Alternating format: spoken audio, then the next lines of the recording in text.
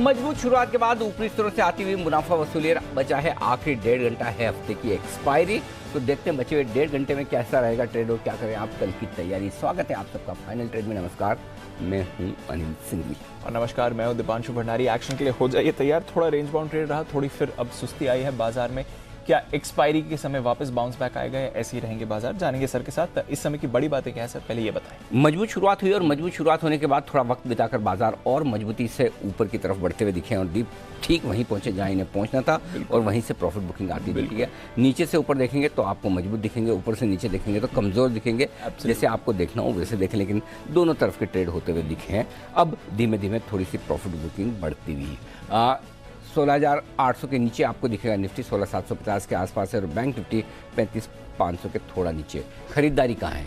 IT मजबूत है, आज लीडरशिप यहीं से आई है, लेकिन इसके अलावा मेटल ऑटो शेयरों में भी अच्छी खरीदारी और विशेषकर टू व्हीलर स्टॉक्स मजबूती के साथ ट्रेड कर रहे हैं। एफएमसीजी और रियल एस्टेट, ये दो स्पेस ऐसी है जहाँ पर बिकवाली होती दिख रही है, यहाँ कमजोरी है। अभी हाल ही में जो कमजोरी आई है पिछले कुछ समय से, वो डाउ फ्यूचर्स की मेहरबानी से आई है, जो 150 पॉइंट नीचे अब हो चुके हैं। तो डाउ फ्यूचर्स धीमे धीमे फिसलते हुए दिख रहे हैं और इसी वजह से भारतीय बाजार भी थोड़ी प्रॉफिट बुकिंग के मूड में है। हालांकि यूरोप 1.5 से 2% उछाल दिखाता हुआ नजर आ रहा है। तो यूरोप में सब कुछ ठीक है, डाउ फ्यूचर्स कमजोर है, हमारे बाजारों में ऊपरी स्तर से प्रॉफिट बुकिंग।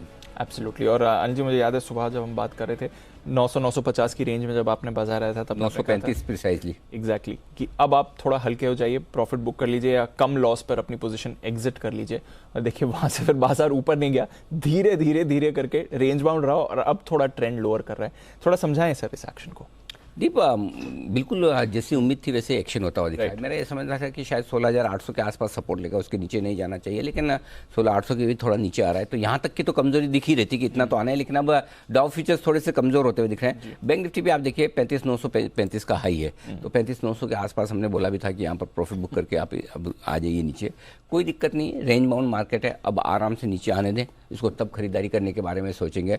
अब अगला सपोर्ट लेवल जो आपका बनेगा 16,625 से 16,675 की रेंज में, 700 गिन लीजिए, 16,625 16,700 की रेंज में खरीदा जाए और ऊपर में वापस अगर मजबूत होकर आता है तो 16,850-75 से 16,950 वाली जो रेंज है, तो रेंज के दोनों सिरों पर लगता है आज ही पहुंचने की तैयारी है।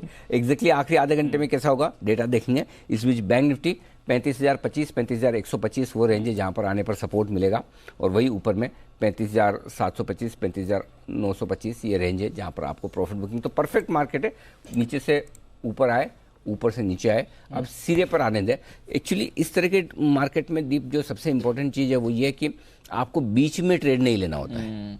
एग्जैक्टली बीच में ट्रेड लेने में आपकी रिस्क और रिटर्न कम हो जाते हैं। कैसे? अगर आप ट्रेडिंग रेंज के बीचों बीच, जैसे अभी अगर आप यहाँ सोचते हैं कि 16,625 आपका सपोर्ट है, लेकिन अब आपके लिए 16,625 के लिए जगह 100 पॉइंट की बची है और अगर आप प्रिसाइजली एकदम एग्जैक्ट एंट्री पॉइंट पे आप वापस ले पाएँ, एग्जैक्ट सही लेवल पर बेच पाएँ, तो वो रिस्क रिवॉर्ड रेशियो आपके लिए फेवरेबल नहीं होता। तो इंतज़ार करें, सपोर्ट पर आने दें, वहाँ खरीदें। सेम आपको 16,950 पर ये लग रहा होगा कि ये तो ब्रेकआउट करके वापस से तेजी पूरी खत्म, लेकिन वहीं पर आपको ब्रॉड और कॉन्ट्रा कॉल लेना होता है। इसलिए मुझे खुशी है कि कल अगर कुछ लोग फंसे भी होंगे जिन्होंने स्टॉप लॉस नहीं लगाया, आज मैंने मेरी जिम्मेदारी पूरी की, सबको एग्जिट करने के लिए सुबह बोल दिया था। निफ्टी बैंक निफ्टी की आपके भाव आ गए, जो स्टॉप लॉस लेवल दिए थे वो आ गए, एग्जिट कर लें।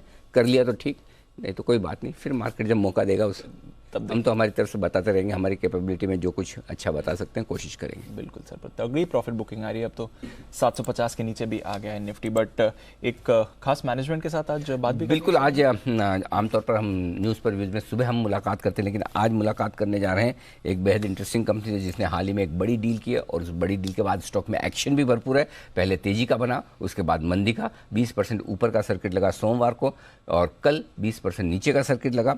जी हाँ, वैरोक इंजीनियरिंग। आइए मुलाकात करते हैं कंपनी के टॉप मैनेजमेंट से।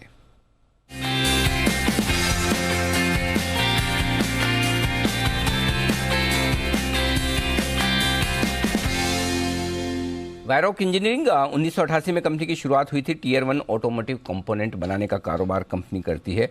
ऑटो लाइटिंग सिस्टम्स, प्लास्टिक और पॉलीमर की डिज़ाइन, मैन्युफैक्चरिंग और सप्लाई का कामकाज है कंपनी का।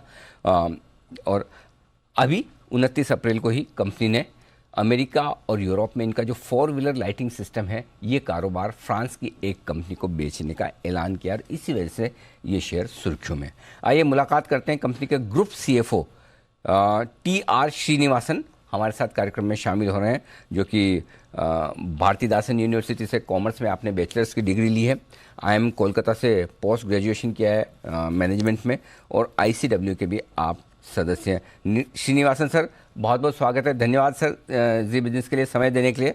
मैं आपसे हिंदी में सवाल पूछ रहा हूँ, इनकेस आपको मुश्किल लगे, ना समझ में आए तो प्लीज़ मुझे बताइएगा, मैं इंग्लिश में रिपीट करूँगा और जवाब आप अपनी सुविधा से हिंदी इंग्लिश मिक्स जैसा आप बताना चाहें प्लीज़ बताइएगा। सबसे पहले सर, जो डील आपने की है, अपना बिजनेस जो बेचा है फ्रांस की कंपनी को, नेट कितना पैसा कंपनी में आएगा टैक्स वगैरह सब कुछ काटने के बाद? जो हमें समझ में आ रहा है 4,850 करोड़ राउंड फिगर ये डील साइज है, लेकिन सब कुछ टैक्स वगैरह देने के बाद कितना कैश कंपनी के पास आने वाला है और उसका यूज कैसे आप करेंगे वो बताएं सर। सबसे पहले मुझे आपका शो में इनवाइट करने के लिए धन्यवाद। Thank you sir. ये डील क्या आपने बोला था, हमारा एंटरप्राइज वैल्यू जो हम बोलते हैं 600 मिलियन यूरोस है जी, तो करीब 4,800 करोड़ समझ लीजिए आज का एक्सचेंज रेट से। तो उसमें पहले मनी अमाउंट तो जाएगा वो फॉरेन में हमारा जो भी बोरोइंग्स है, लोन्स है, उसका रिपेमेंट करने का। सो उसके बाद कुछ टैक्स का और एस्क्रो का और वर्किंग कैपिटल का भी एडजस्टमेंट होता है इस डील में। ये सब होने के बाद इंडिया में नेट अमाउंट हम लोग एस्टिमेट कर रहे हैं 160 से 175 मिलियन यूरो तक आने का, करीब 1152 करोड़ या लिटिल मोर देन 1300 करोड़ समझ लीजिए, उतना तक इंडिया आने का संभावना है। ये 1300 करोड़ जो आएगा इंडिया में, इसका क्या पूरा आपके डेट को कम करने में लगेगा? क्योंकि जो मैं देख रहा हूँ नेट बोरोइंग, मेरे पास जो नंबर्स हैं सितंबर का है, सितंबर 2021 का, हो सकता है थोड़ा पुराना होगा, 3000 करोड़ ऑड ये आपका नेट डेट है। तो क्या पूरा 1300 करोड़ नेट डेट को कम करने में लगेंगे या कुछ और भी? डेट अमाउंट आपने मेंशन किया था, वो अमाउंट हमारा फॉरेन लोन्स भी इंक्लूडेड है, ग्रुप लेवल कंसोलिडेटेड है। सो सबसे ज्यादा तो हमारा बोरोइंग्स फॉरेन में है 2000 करोड़ से ऊपर। सो वो तो ऑलरेडी पेमेंट हो चुका होगा ये अमाउंट इंडिया आने के पहले। सो इसलिए इंडिया में जो बोरोइंग्स है करीब समझ लीजिए 900 से 1000 करोड़ के बीच में होगा। सो उसमें जो भी हाई कास्ट बोरोइंग हमारा, तो उसका हम लोग पहले रिपेमेंट करने के लिए हमारा प्लान है। सो उसके बाद थोड़ा बहुत जो भी चीपर लोन्स है, मतलब वर्किंग कैपिटल टाइप का, वो तो हम रखेंगे, ऐसा नहीं है जीरो, टोटल जीरो हो जाएगा। लेकिन हमारा जो हमने जो ग्रोथ एरिया हमने अनाउंस किया है, लेकिन EV 2 व्हीलर्स का कंपोनेंट है या कनेक्टिविटी सॉल्यूशंस है या इलेक्ट्रॉनिक्स है, सो उसमें हमारा कैपेसिटी बढ़ाने के लिए हम लोग इन्वेस्ट करेंगे। और लास्ट में शेयर होल्डर्स का जो लास्ट पिछले 2 साल से हमने डिविडेंड पेमेंट नहीं किया है, जब से कोविड स्टार्ट हुआ है, उसका दोबारा डिविडेंड पेमेंट स्टार्ट करने के बारे में भी हम लोग विचार करेंगे। So perfect. सो जो मैं समझ रहा हूँ सर, लगभग 300 करोड़ रुपया आपके पास बचेगा, राइट? और 300 करोड़ सामने आपके वैसे बैंक बैलेंस भी आपका 300 करोड़ 350 करोड़ है, तो क्या ये 300 करोड़ जो बचा हुआ है ये डिविडेंड में यूज करेंगे? ये भी मिक्स ऑफ यूज होगा, मतलब तो डिविडेंड में भी हो सकता है, इन्वेस्टमेंट्स रिकमेंड भी रहेगा। जैसा मैं बोला था, लोन भी एकदम जीरो तो नहीं करेंगे, लो कास्ट लोन तो हम लोग रखेंगे वर्किंग कैपिटल पर्पस के लिए। सो 1300 करोड़ से 500-600 करोड़ लोन रिपेमेंट में जा सकता है, बाकी अमाउंट इन्वेस्टमेंट और डिविडेंड के लिए मिलेगा। ओके, तो 1300 करोड़ बचेगा, 500 करोड़ करीबन आप 600 करोड़ रिपेमेंट कर सकते हैं डेट, 600-700 करोड़ ये, और थोड़ा बहुत जो आपके पास 300 करोड़, यानी कि 1000 करोड़ आपके डिस्पोजल पर रहेगा ब्रॉडली, ये मैं मान के चलता हूँ। अब सर बताइए, ये बिजनेस तो गया, जो बचा हुआ बिजनेस है वैरोक का, जो बाकी का बिजनेस है, उस बिजनेस का रेवेन्यू कितना है, उसका ऑपरेटिंग प्रॉफिट या प्रॉफिट, टोटल नेट प्रॉफिट कितना आता है? तो एक अंदाजा हम लगा पाएं कि कंपनी के पास अब कितना बिजनेस बचा है, जरा उसका अंदाजा दीजिए सर। हाँ, जो भी बिजनेस हमारे पास रहेगा, जो हमारे इंडियन 2 व्हीलर कंपोनेंट का बिजनेस है, ग्लोबल 2 व्हीलर लाइटिंग बिजनेस है, उसमें प्लांट्स है हमारा इटली, रोमानिया और वियतनाम में, और इलेक्ट्रॉनिक मैन्युफैक्चरिंग फैसिलिटी है रोमानिया में, और फोर्जिंग बिजनेस है इटली में।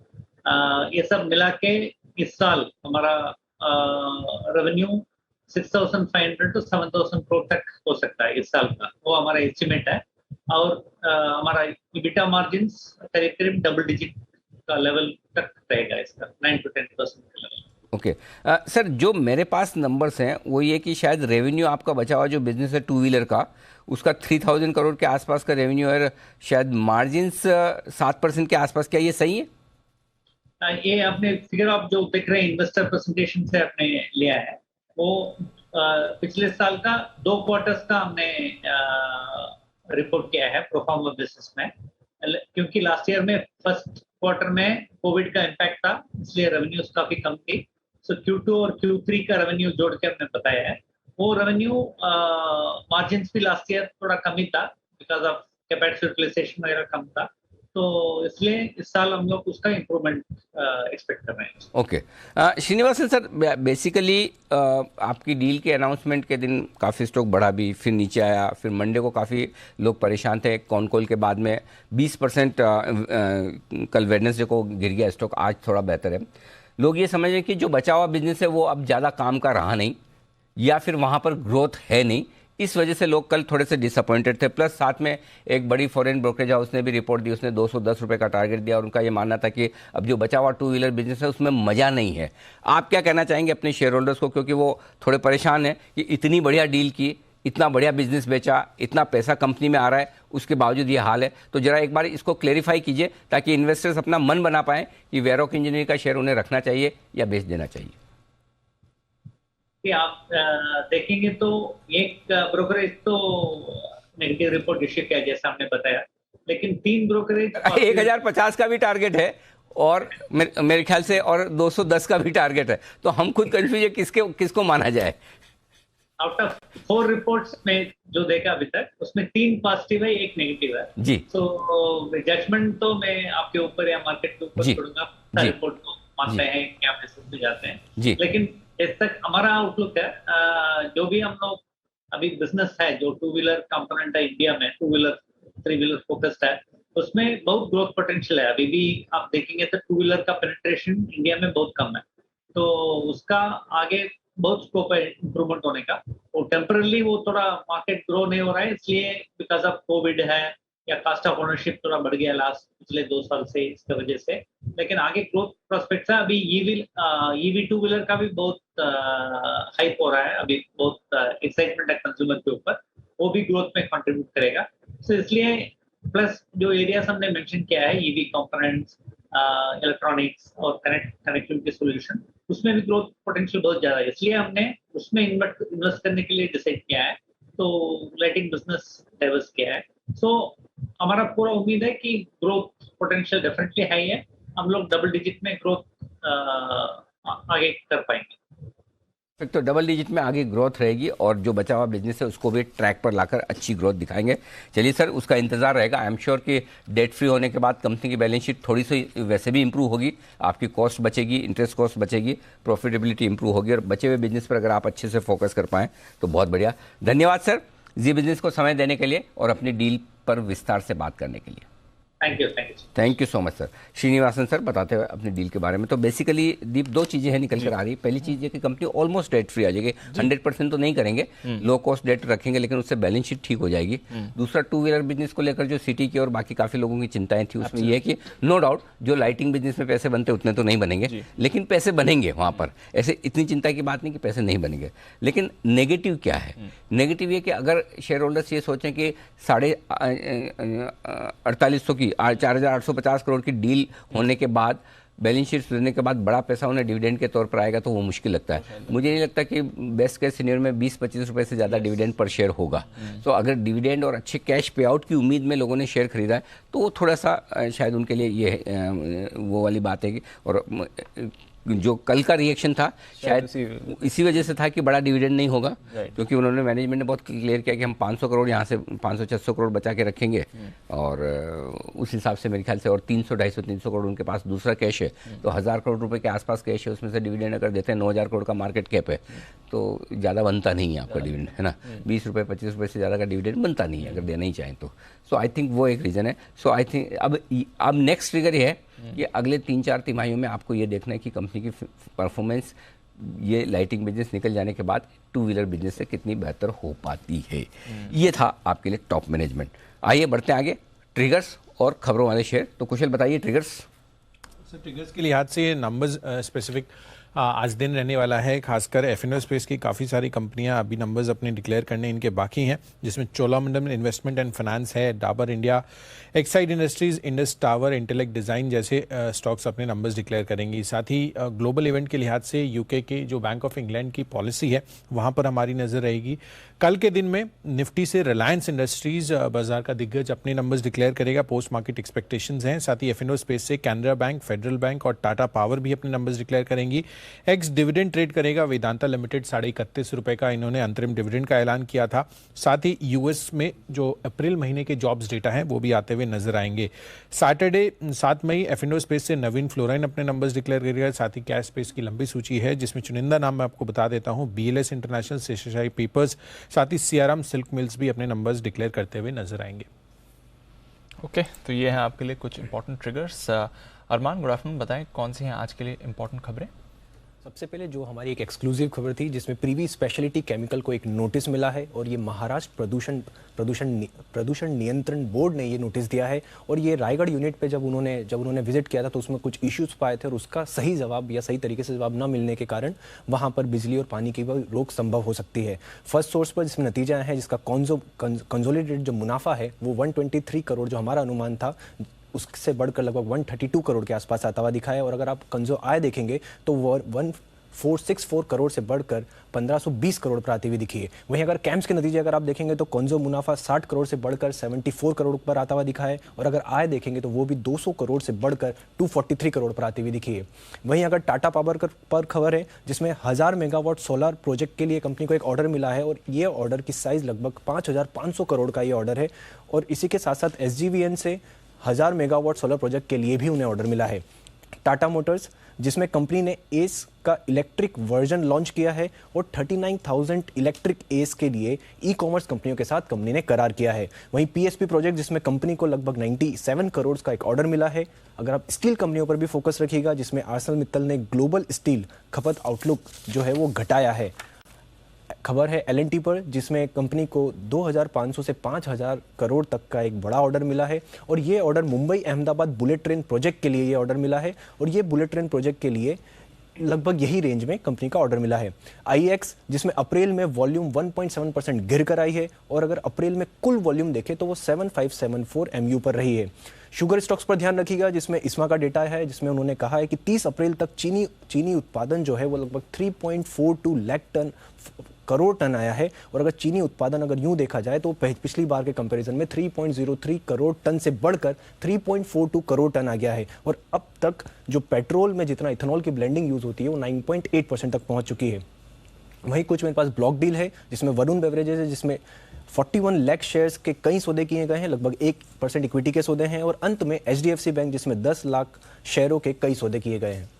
ओके, तो ये है आपके लिए इस समय की कुछ बड़ी खबरें और कुछ बड़े नतीजे भी आते हुए दिख रहे हैं। डाबर के नतीजे आपकी स्क्रीन पर आते हुए दिख रहे हैं। मुनाफा 377 करोड़ से घटकर 294 करोड़ का है और ये बड़ा सरप्राइजिंग है, क्योंकि हमने 390 करोड़ के मुनाफे का अनुमान लगाया था। तो हमारे अनुमान से तो 100 करोड़ नीचे मुनाफा आते हुए दिखा है।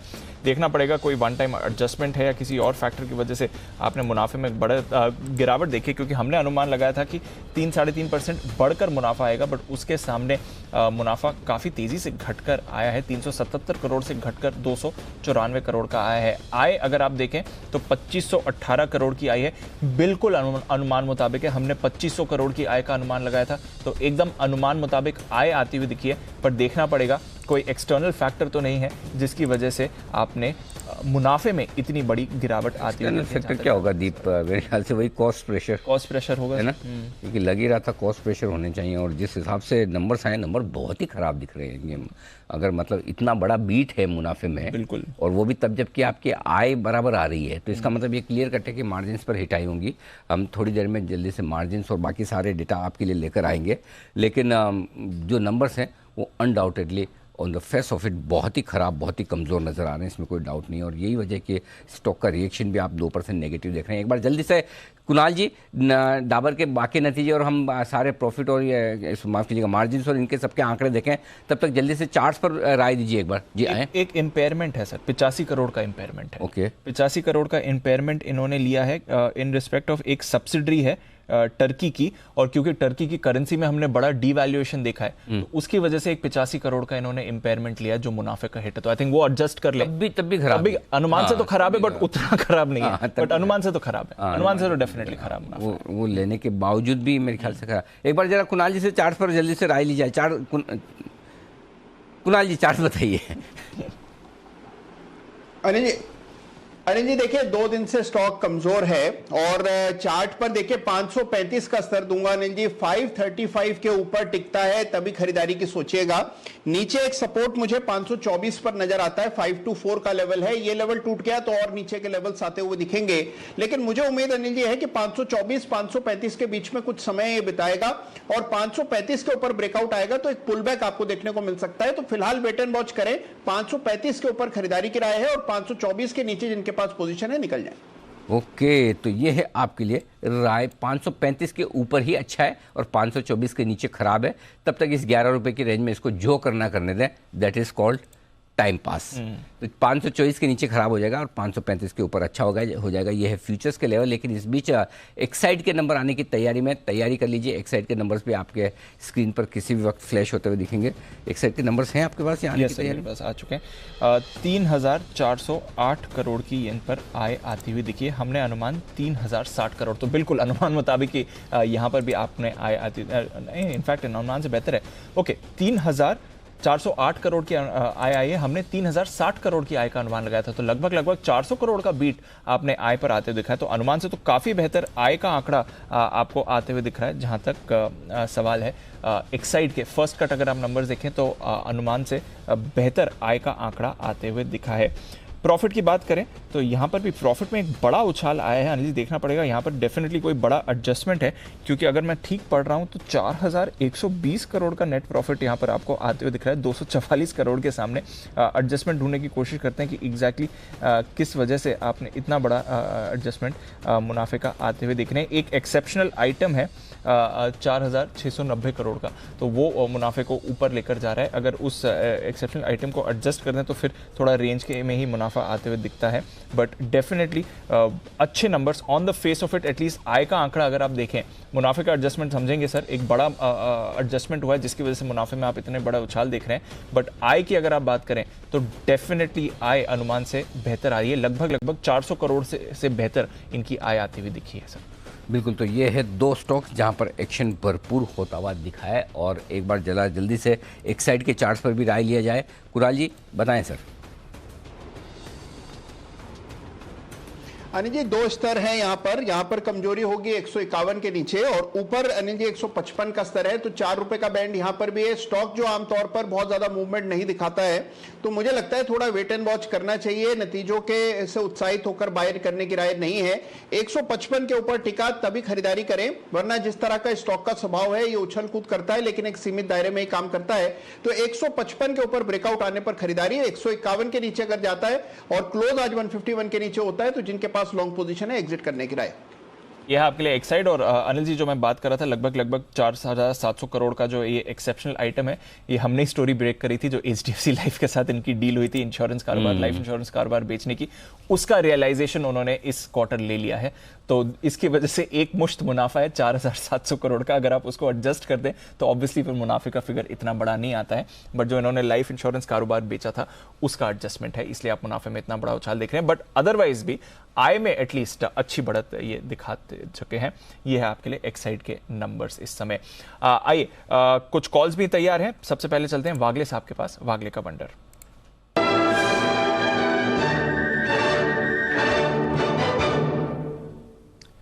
बताएं sir. Good afternoon Deepanshu. Good afternoon Anil ji. Good afternoon. Good afternoon. बेचना है सन फार्मा 886 888 का करंट भाव है, ये रेंज है 886 से 889 तक आप बेचिए। 897 का स्टॉप लॉस और टारगेट 860 जो मुझे लगता है 1 से 2 दिन में आना चाहिए। और ये मेरे पोर्टफोलियो में, लॉन्ग टर्म पोर्टफोलियो में मेरा डिस्क्लोजर है। यह है आपके लिए सन फार्मा, जिस पर आ रही है आपके लिए बेचने की राय। और बात करते करते बाजार भी अब और ज्यादा कमजोरी में आते हुए दिख रहे हैं। निफ्टी सारी गेंस गिव अप करके 16,650 के लेवल पर आ गया है। बैंक निफ्टी सारी गेंस गिव अप करके 35,200 के नीचे आ गया है। डाउ फ्यूचर्स करीब 150 अंक नीचे है। तो बाजार अपनी पूरी गेंस गिव अप करते हुए दिख रहे हैं। जो आज अच्छा गैप अप हुआ, संभले हुए थे बाजार, अब वापस गिरावट के मूड माहौल में आते हुए दिख रहे हैं। कुछ काउंटर्स हैं जहां पर बड़ी गिरावट आपको आती हुई दिख रही है। इंडसइंड बैंक सुबह से ही कमजोर है, 3.5% नीचे ये काउंटर आपको दिखेगा। इसके साथ ही आप देख रहे हैं गोदरेज प्रॉपर्टीज 6% फिसला है। टाटा कंज्यूमर नतीजों के बाद 3.5% नीचे है। इन्फो एज लगातार दूसरे दिन इस पर कमजोरी आपको आती हुई दिख रही है। रिलायंस इंडस्ट्रीज 2% फिसला हुआ है, वहां से प्रेशर आ रहा है। टाइटन में कमजोरी है। डाबर नतीजों के बाद 1.25% नीचे आपको दिख रहा है। तो बाजार पर इस समय और बड़ा प्रेशर बनते हुए दिख रहा है और 16,650 पर आ गया है निफ्टी। थोड़ी देर में अनिल जी से लेंगे मार्केट की स्ट्रैटेजी, पर उससे पहले एक खास रिसर्च करी है हमारी टीम ने तैयार, और वो है पूरे लॉजिस्टिक्स स्पेस से। क्यों लॉजिस्टिक्स काउंटर्स फोकस में है, क्या चल रहा है यहाँ पर, क्या है नए डेवलपमेंट्स, आइए एक बार जानते हैं इसके बारे में अरमान के साथ। अरमान बताइए। देखिए, सबसे पहले आपको किन कंपनियों पर फोकस रखना है। कंपनियों में नाम है जैसे blue dart, TCI express, Mahindra logistic, ये सारी जो लॉजिस्टिक कंपनियां, इन पर फोकस रखना है। अब क्यों रखना है? देखिए, इस सेगमेंट में हाल ही में अभी जस्ट आज ही प्रेस मीट है, डिलीवरी का आईपीओ आने वाला है और ये आईपीओ खुल रहा है 11 मई से। अब ये जो कंपनी है, इसका मार्केट कैप जो अपर प्राइस बैंड आया है उस पर बनता है 35,200 करोड़ का। अब इसी के साथ साथ जो ई कॉमर्स में जो डेवलपमेंट चल रहे हैं, ई कॉमर्स लॉजिस्टिक स्पेस में, जो अगर हाल ही में कुछ ही समय पहले आया था कि इन्होंने 35 से 40% तक दाम बढ़ाए भी थे। और इसी सेगमेंट की एक कंपनी है जो अनलिस्टेड कंपनी है, एक्सप्रेस बीज, उसने हाल ही में फंडिंग भी करी थी लगभग 2,250 करोड़ की, जिससे उस कंपनी का मार्केट कैप बनता है 9,000 करोड़ का। अब इन दोनों कंपनियों का हमने वैल्यूएशन निकालने की कोशिश करी और कंपैरिजन करने की कोशिश करी जो भी लिस्टेड पेयर्स है उनके साथ। तो अगर आप देखेंगे, अगर मुनाफे और रेवेन्यू पे बात करेंगे तो एक्सप्रेस बी का जो रेवेन्यू है, जो आय है, वो लगभग 1,800 करोड़ की थी। वहीं डिलीवरी की 6,414 करोड़ ये एनुअलाइज करी हुई है। Blue dart 4,300 crore, TCI express लगभग 1,000 करोड़ और महिंद्रा लॉजिस्टिक का लगभग 4,000 करोड़। अब ये तो बात रेवेन्यू की। अगर मुनाफे की बात करें तो एक्सप्रेस बी का तो छोड़िए, डिलीवरी का जो घाटा है, जो इस पूरे एनुअलाइज करा जाए या इस 9 मंथ्स का देखा जाए तो लगभग 1,000 करोड़ का घाटा है। वहीं ब्लू डार्ट का 340 करोड़ का मुनाफा है, टीसीआई एक्सप्रेस का 136 करोड़ का मुनाफा है और महिंद्रा लॉजिस्टिक का 37 करोड़ का मुनाफा है। अब इस जो सेक्टर है, इसको आप एक और चीज़ों से ट्रैक करते हैं कि कितने पिन कोड्स पे ये सर्व करते हैं। तो अगर पिन कोड्स के पैमाने पर अगर देखा जाए तो एक्सप्रेस बी तो टीसीआई एक्सप्रेस सबसे ज़्यादा पिन कोड्स पे सर्व करती है, 35,000। वहीं अगर एक्सप्रेस बीस को देखा जाए तो 20,000 और डिलीवरी ऑफ ब्लू डार्ट लगभग सेम रेंज में 14,000 से लगभग 17,000 के आसपास पिन कोड्स पे सर्व करती है। और महिंद्रा लॉजिस्टिक को देखा जाए तो 20,000 पिन कोड्स पे सर्व करती है। अब अगर वैल्यूएशंस के बेसिस पे देखा जाए तो मार्केट कैप बाय सेल्स पे अगर इनको वैल्यू करें तो टीसीआई एक्सप्रेस का वैल्यूएशन जो आता है वो लगभग 6.3 का आता है। वही तो डिलीवरी जिस प्राइस पर अपना आईपीओ ब्रांड ला रही है वहां पर उसका 5.5 आता है। वहीं एक्सप्रेस बीज ने जो फंडिंग करी थी उसके हिसाब से उनका 5 का मार्केट कैप टू सेल्स हो जाता है। और अगर ब्लू डार्ट का देखें तो इन सब के कंपेरिजन में वो सिर्फ 3.8 पर है। हालांकि महिंद्रा लॉजिस्टिक का 0.9 मार्केट कैप सेल्स है, बट महिंद्रा लॉजिस्टिक का मार्जिन भी कम है। और अगर डिलीवरी का मार्जिन देखा जाए तो एडजस्टेड मार्जिन की बात नहीं कर रहा हूं मैं, नॉर्मल मार्जिन की बात कर रहा हूं, वो -11.1% है। वहीं अगर ब्लू डार्ट का देखेंगे तो वो 23% है और अगर महिंद्रा लॉजिस्टिक का देखेंगे तो वो 5% है।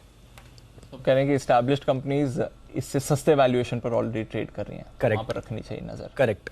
ओके, तो यह है आपके लिए डिलीवरी का आईपीओ आ रहा है, डेट्स भी आ गई, प्राइस बैंड भी आ गया और उसके सामने चुनिंदा कंपनीज हैं जो बेहतर डिस्काउंट पर ट्रेड करती हैं, ऑलरेडी एस्टैब्लिश्ड प्लेयर्स हैं, इस पर भी आपको रखनी चाहिए। लिस्टेड मार्केट में एक और प्लेयर आएगा, बट करंटली लिस्टेड कंपनीज के वैल्यूएशन का एक कंफर्ट दिख रहा है।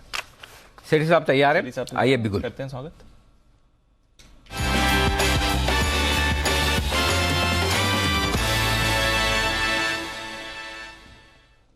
सेठी साहब सुस्वागतम। बताएं सर, मार्केट खराब है, कोई नोटा वोटा चाहिए आपको?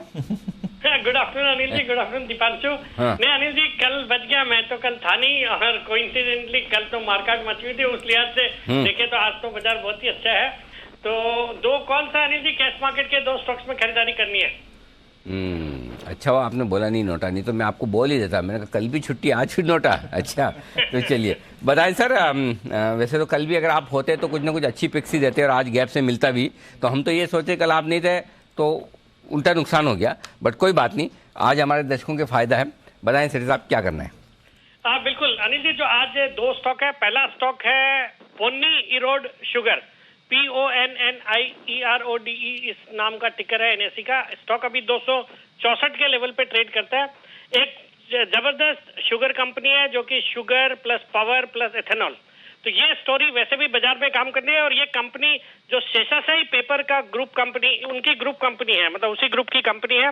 कंपनी की शुगर की अराउंड 3500 TCD की कैपेसिटी है, फिर 19 मेगावाट का पावर है, जिसमें जो सरप्लस पावर है उनका इनका PPA एग्रीमेंट है तमिलनाडु गवर्नमेंट के साथ। और एथेनॉल की जो कैपेसिटी है वो है ही है, जो एथेनॉल का आज पॉजिटिव ट्रिगर चल रहा है वो चल ही रहा है। फंडामेंटल्स बहुत ही अच्छे हैं, 0 डेट कंपनी और वैल्यूएशंस बहुत ही सस्ते हैं। बुक वैल्यू है इसकी 380 की, स्टॉक अभी 264 पे है, तो around price to book value देखेंगे तो 0.7 के बुक वैल्यू पे स्टॉक ट्रेड करता है। बाकी ये कंपनी वैल्यूएशन बहुत सस्ते इसलिए और भी है कि ये स्टॉक कंपनी शेषाशाही पेपर में अराउंड 14% स्टेक ओन करती है, जिसकी वैल्यू आती है 175 करोड़ आज जो शेषाशाही पेपर के प्राइस है उसके हिसाब से। और इस कंपनी की खुद की मार्केट कैप है सिर्फ 228 करोड़, मतलब अगर उस स्टेक की वैल्यू निकाल दे तो सिर्फ 50 करोड़ की मार्केट कैप होती है थियोरेटिकली स्पीकिंग। तो मुझे लगता है स्टॉक इन लेवल्स पे बहुत ही सस्ता है और कोइंसिडेंटली इसके कल नतीजे भी आने वाले हैं, जो मुझे लगता है शुगर सेक्टर के नतीजे इस क्वार्टर में बहुत अच्छे रहने चाहिए। तो हम बुलिश ऑन दिस स्टॉक और मेरा इसमें शॉर्ट टर्म टारगेट है 285 का, स्टॉप लॉस रखना है 255 रुपए का। और आज के खराब बाजार माने जो भी रेंज बाउंड बाजार है उसमें एक अच्छी खरीदारी का। ओके तो ये है 255 के स्टॉप लॉस के साथ 285 के टारगेट के लिए करें खरीदारी। पोनी शुगर इरोड, ये है वो कंपनी। इरोड तो जगह का नाम है, पोनी शुगर का जो प्लांट है वो इरोड में है तमिलनाडु में। और पोनी का क्या मतलब, पोनी शब्द कहाँ से है, कुछ आइडिया है? नहीं अनिल जी, पोनी का तो कुछ मतलब नहीं है, मालूम नहीं है मुझे। हाँ मालूम नहीं, मतलब तो होगा, मतलब बताएंगे जैन साहब को याद ना, कल सुबह 9:30 बजे जैन साहब से मुझे देखो। अच्छा, अरे ओ जैन साहब है ना? हाँ जैन साहब आप है ना? अरे सर ये बहुत बड़ा कोइंसिडेंस हो गया। ये स्टॉक में बोलता हूँ ना, मेरा पिटारा रखता हूँ जेम्स का। तो मैं यही देखता था कि शुगर के स्टॉक्स में कभी आए तो पोनी इरोड, ये क्योंकि ये शेषाशाही ग्रुप की कंपनी और आज सेठी साहब ने दे दिया and it's a fantastic company, मुझे बहुत अच्छी लग रही है, फंडामेंटल्स बहुत बढ़िया है और शुगर स्टॉक्स अच्छा कर ही रहे। मैंने कल भी कोठारी दिया था और ये देखिए मैं दिया नहीं, बट पोनी इरोड का तो समझ में आता है। पोनी शुगर्स का आप तो सही पकड़ लिया अनिल जी, ये थोड़ा इसके नामकरण की पीछे थोड़ी मैंने भी अभी तक उतनी वाली स्टडी नहीं की है क्योंकि मैंने डाला नहीं है, बट लेट्स सी क्या होता है। टेल तो सुना था मुझे एग्जैक्ट पोनी के बारे में नहीं जानता है, इरोड जानता है। मैं बोला पोनी टेल तो सुना था, पोनी शुगर नहीं सुना है। दीप सुना ना? वो पोनी तो मतलब एक तो घोड़े, छोटे वाले घोड़े को पोनी बोलते हैं, पोनी टेल है, वो सब सही है, बट ये वो वाला नहीं है साउथ इंडियन। बंसल जी आपके हिसाब से, बंसल जी आपके हिसाब से आपके बाद सबसे ज्यादा इंग्लिश किसको आती है? सबसे ज्यादा आपको आपके बाद में नंबर 2 कौन है? अनिल जी एक कहावत इंग्लिश में, all that ends well is well, तो Anil ji Ponni is another name for the river Kaveri. Anil ji अच्छा, जिस तरीके से अनिल जी जो व्यक्ति इलाहाबाद से जुड़ा हुआ है वो अपनी कंपनी का नाम त्रिवेणी रखता है। अनिल जी त्रिवेणी रखता है, एक त्रिवेणी ग्लास है, एक त्रिवेणी शुगर है, तो अनिल जी इसका लेना देना कावेरी नदी के साथ है। अनिल जी ये आपका ओरिजिनल ज्ञान है या गूगल से पढ़ा? वो लेना देना नहीं अनिल जी, ये जीके ओरिजिनल नहीं अनिल जी, आजकल ओरिजिनल अनिल जी, ओरिजिनल। क्या बात है, सैल्यूट बंसल जी, गजब, वेरी गुड। और मतलब ये तो बड़ी इंटरेस्टिंग चीज है। तो चलिए पोनी इरोड शुगर, इरोड तो शायद कर्नाटक में आता है मेरे ख्याल, या आंध्र प्रदेश में, जहाँ तक मुझे याद है, क्योंकि एक ज़माने में मैं बाई ट्रेन ट्रेवल किया करता था। अच्छा। मुंबई से चेन्नई, बीच में ऐसा मुझे जहाँ तक याद है इरोड स्टेशन आया करता था, अगर वही इरोड है तो ऐसा। आई थिंक तमिलनाडु में, तमिलनाडु या आंध्र प्रदेश में कहीं होना चाहिए। इसमें तो कह रहे तमिलनाडु। हाँ तो बस बराबर है। तो चलिए, तो ये है आपके लिए पोनी इरोड शुगर, जहाँ पर खरीदारी करने के। अच्छा दूसरा स्टॉक बताएं सर। रोड शायद तमिलनाडु में है, बिकॉज इनका जो power supply agreement Tamil Nadu government. हाँ तो बस तमिलनाडु पक्का। तमिलनाडु ही होगा। हाँ पक्का तमिलनाडु। जी बताएं। दूसरा जो स्टॉक है अनिल जी, वो एक आईटी स्टॉक है, मिड कैप आईटी स्टॉक है। स्टॉक का नाम है न्यूजेन सॉफ्टवेयर, जो कि अभी 462 के लेवल पे ट्रेड करता है।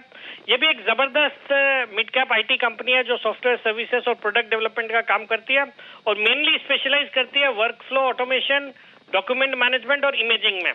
सॉलिड फंडामेंटल्स, एक zero debt company, return ratios बहुत ही अच्छे हैं, 20-21% के रिटर्न ऑन इक्विटी है, रिटर्न ऑन कैपिटल एम्प्लॉयड 23%। फिर आपके FIIs भी इस पे बुलिश है, 28% स्टेक ओन करते हैं, जिसमें HDFC, गोल्डमैन सैक्स, अबू धाबी इन्वेस्टमेंट अथॉरिटी और मलाबार फंड, और मेरा एक पसंदीदा MIT Massachusetts Institute of Technology भी इसमें 1.61% स्टेक ओन करता है। फिर बाजार के दिग्गज निवेशक मुकुल अग्रवाल भी अराउंड 1.57% स्टेक ओन करते हैं। और मार्च तिमाही के जो अभी नतीजे है 3 तारीख को, नतीजे बहुत ही अच्छे थे। 57 करोड़ का पैट था, जो दिसंबर क्वार्टर में 47 करोड़ का था। उस दिन स्टॉक में एक जबरदस्त जंप भी देखने को मिला, बट फिर बाजार की करेक्शन के साथ ये स्टॉक भी करेक्ट हुआ और अब जब वापस से आईटी स्टॉक्स चलने लगे हैं, मुझे लगता है ये स्टॉक कमाल करना चाहिए। इस पे खरीदारी करने की सलाह है। 490 का शॉर्ट टर्म टारगेट, 450 का स्टॉप लॉस। 450 का स्टॉप लॉस, 490 के टारगेट के लिए न्यूजेन सॉफ्टवेयर में करें खरीदारी। अभी मेरे को ट्विटर पे कोई लोग पूछे थे, सर आपको कैसे याद रह गया ईरोड जैसा स्टेशन? तो जनरली ना ट्रेन में जब अभी आजकल के तो लोग कम ट्रेन में ट्रेवल करते हैं बच्चे, हम तो बहुत ट्रेन में ट्रेवल किए जी। तो जब है ना 2 तरह के बच्चे होते हैं जो ट्रेन में ट्रेवल करते हैं। एक तो वो जो मतलब ट्रेन में मौका मिला मतलब सो जाओ, और दूसरी तरफ हमारे जैसे बच्चे होते हैं जो नहीं, जो हर स्टेशन में कौन सा स्टेशन आया, कौन सा आया, और पास वाले से पूछते रहते अगला कौन सा आएगा। तो मतलब क्या उस चक्कर में सारे के सारे याद हो जाते थे स्टेशन, इसके बाद ये, इसके बाद ये, इसके बाद। क्यों जैन साहब? बिल्कुल बिल्कुल। और एक ऐसे बच्चे होते थे अनिल जी, हर स्टेशन पे उतरते थे, देखो मैं ईरोड भी आ गया, मैं सिद्धेश्वर भी आ गया, वहां की चाय या समोसा जरूर से खाते थे। हाँ, जैसा वो लोग है ना, हाँ जैसा वो टूर वाले होते हैं ना, जिसमें जो 8-10 कंट्री में घुमा के लाते हैं, हर एक कंट्री में खाली जाकर नाम के लिए 2 घंटा।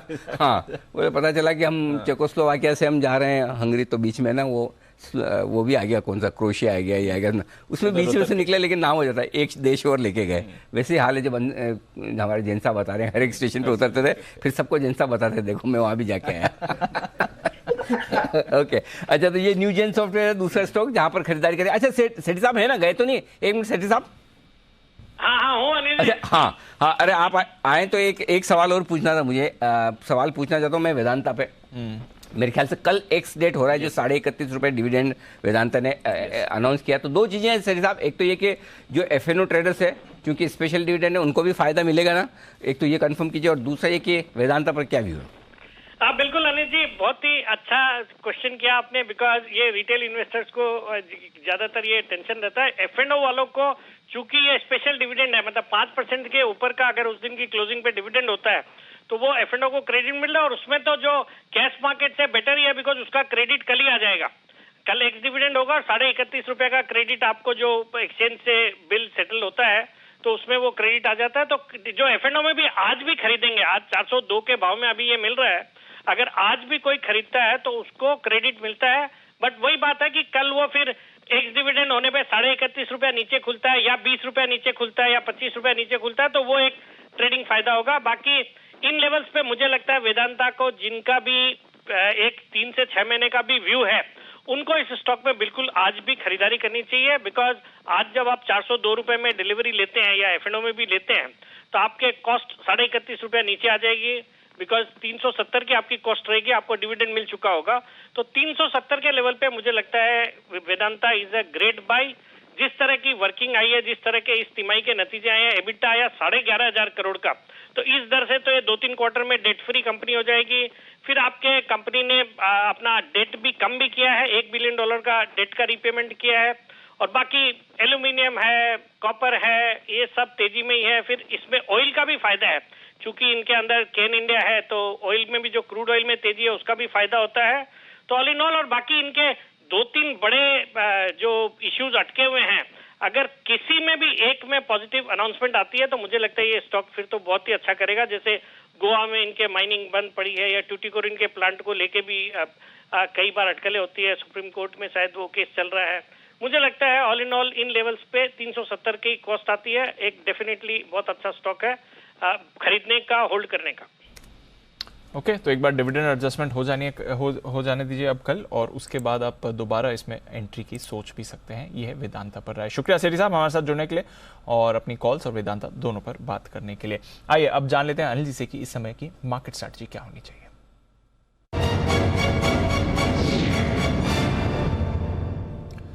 अनिल जी, एक बार तो 16,650 के नीचे जाने के बाद अब 16,700 पर निफ्टी स्टेबल हो रहा है और 35,250 पर बैंक निफ्टी है। डाउ फ्यूचर्स की बात करें तो 200 पॉइंट की गिरावट यहाँ पर भी दिखी थी, अभी भी 250 अंक नीचे ही है, कुछ ज़्यादा ऐसा संभला नहीं है। और नैस्डैक यहाँ पर और कमजोरी है, हालांकि 3 दिनों में जो लीडरशिप आई थी यूएस मार्केट्स में, 3 दिनों से जो तेजी चल रही है वो आईटी की थी, बट अब दिख रहा है कि नैस्डैक आज ज़्यादा शाम को गिर सकता है। यूरोप के बाजार क्योंकि कल की रैली में उन्होंने पार्टिसिपेट नहीं किया था, इसलिए आज आपको मजबूत दिख रहे हैं इस समय। एंड अदरवाइज तो सर हमने देखा है कच्चा तेल भी ऊपर है, गोल्ड भी ऊपर है, रुपये ने थोड़ी स्ट्रेंथ जरूर आज दिखाई है। क्या करके जाना है सर? करना कुछ जरूरी अगर कुछ करना जरूरी है तो फिर मैं आगे बताऊं क्या करना चाहिए। दीप देखिए, सिंपल सी चीज़ क्या है, कल का लो था 16,625 के आसपास, 623 लगभग वो लो लेवल आपने होल्ड किया है। 16,650 पर आज का लो है। कल का लो था बैंक निफ्टी पर 35,127 का, आज का है 35,148। तो बेसिकली कल के लोस पर है। हमारा स्टॉप लॉस है आज इंट्राडे और क्लोजिंग बेसिस पे 16,600, वही मेंटेन रखिए।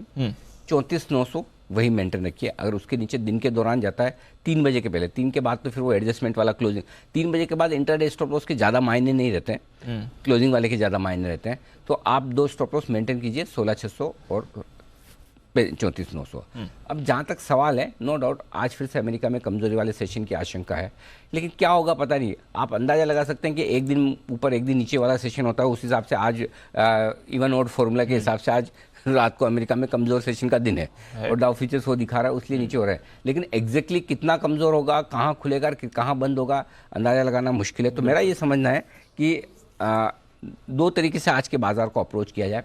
एक तो ये कि अगर आप थोड़ा सा मीडियम टर्म ट्रेंड देख रहे हैं तो कल ही आपने एक रेंज को नीचे की तरफ तोड़ा है और आज गैप से खुलने के बाद आप टिक नहीं पाए, तो संकेत तो कमजोरी का पूरा है, राइट। अब आपको डिसाइड ये करना कि इस कमजोरी के संकेत में जो सपोर्ट रेंज दिन की है 16,625, 16,675, क्या मुझे वहाँ बेचना है या थोड़ा ऊपर आ जाए तो बेचना है। तो मेरा ये समझना थोड़ा ऊपर आ जाए तो बेचें। अब 800-825 अगर आज मिल जाता है आखिरी 1 घंटा, हाँ पौन घंटे में, तो वो एक अच्छी जगह है जहाँ पर हल्की फुल्की आप प्रॉफिट बुकिंग करने के बारे में सोच सकते हैं। 900-950 मिल जाए तो वो तो ड्रीम ही है, लगता नहीं। तो अब 800-825 पर भी आप हल्के हो सकते हैं। अगर आपकी शॉर्ट है और आप शॉर्ट काटना चाहते हैं तो 16,625-650 के आसपास सोच सकते हैं शॉर्ट काटने का। ये आपके लिए निफ्टी के लेवल से। एक्सपायरी का दिन भी है तो हमारे एडजस्टमेंट एक्सपायरी के भी हैं। डेटा जो बता रहे हैं एक्सपायरी के लिहाज से वो ये है कि 16,800 के ऊपर एक्सपायरी होना थोड़ा सा मुश्किल दिख रहा है। उसकी वजह ये कि 16,800 के पुट पर 95 लाख शेयर हैं, हाईएस्ट है, और आप उसके नीचे ट्रेड करना शुरू कर चुके हैं। सो 3 बजे तक का जो लेवल है वो 16,800-825 है। 16,825 के ऊपर निकल कर अगर 3 बजे तक हम टिक जाते हैं तब तो मामला सब कुछ ठीक है, कोई दिक्कत नहीं। लेकिन उसके नीचे रहते हैं जिसकी संभावना ज़्यादा है, तो फिर ये मार्केट खराब क्लोजिंग के लिए तैयार हो रहा है। भले आज आप हरे निशान में भी हो जाएं तब भी क्लोजिंग खराब मानी जाएगी अगर आप 16,800-825 के नीचे बंद होते हैं तो। बैंक निफ्टी 35,000 के नीचे नहीं जाना चाहिए। 34,900, 35,000 ये 3 बजे तक का लेवल है नीचे की तरफ। 34 लाख शेयर वहाँ पर है। 35,500 पार करने में भी मुश्किल आएगी, वहाँ पर 41 लाख शेयर हैं जिसमें से 33 लाख शेयर आज ही जुड़ा है। तो ब्रॉडली 35,000, 35,500 की रेंज में बैंक निफ्टी भी टाइम पास करके बंद हो जाएगा। कुछ नहीं करने वाला, नहीं कुछ नहीं। तो बैंक निफ्टी में कोई ट्रेड बनता नहीं। निफ्टी में नीचे आए 625-675 की रेंज में वहाँ खरीद सकते हैं, 800-825 की रेंज में बेच सकते हैं, सिंपल। ठीक है, ये है आपके लाइन जी की बात। और मुझे याद है सर 850 पर जब थोड़ी देर पहले शो शुरुआत किया था आपने कहा था कि रेंज के बीच में नहीं लेना चाहिए, आपको ज़रूर नीचे के लेवल्स मिलेंगे, और देखिए वो नीचे के लेवल्स मिल गए। बाजार ने आधे घंटे बाद वो नीचे के लेवल्स दिखा। कल का प्रेडिक्शन खराब हुआ तो आज का वापस भरपाई कर दी है। आज 16,950 पे कल बोल दिया था। कल लोगों को लग रहा था कि फंस गए, एग्जिट नहीं हो पाया, तो आज परफेक्ट एग्जिट करवा दिया। एब्सोल्युटली। तो कृपया नाराज न हो, आज आपका एग्जिट हो गया। बिल्कुल एग्जिट तो हो गया है आज के लिए, बट कमजोर बाजार, मूड माहौल काफी खराब है। आइए एक कॉल हिमांशु जी दे रहे हैं बिगुल, उनके लिए हिटमैन हिमांशु।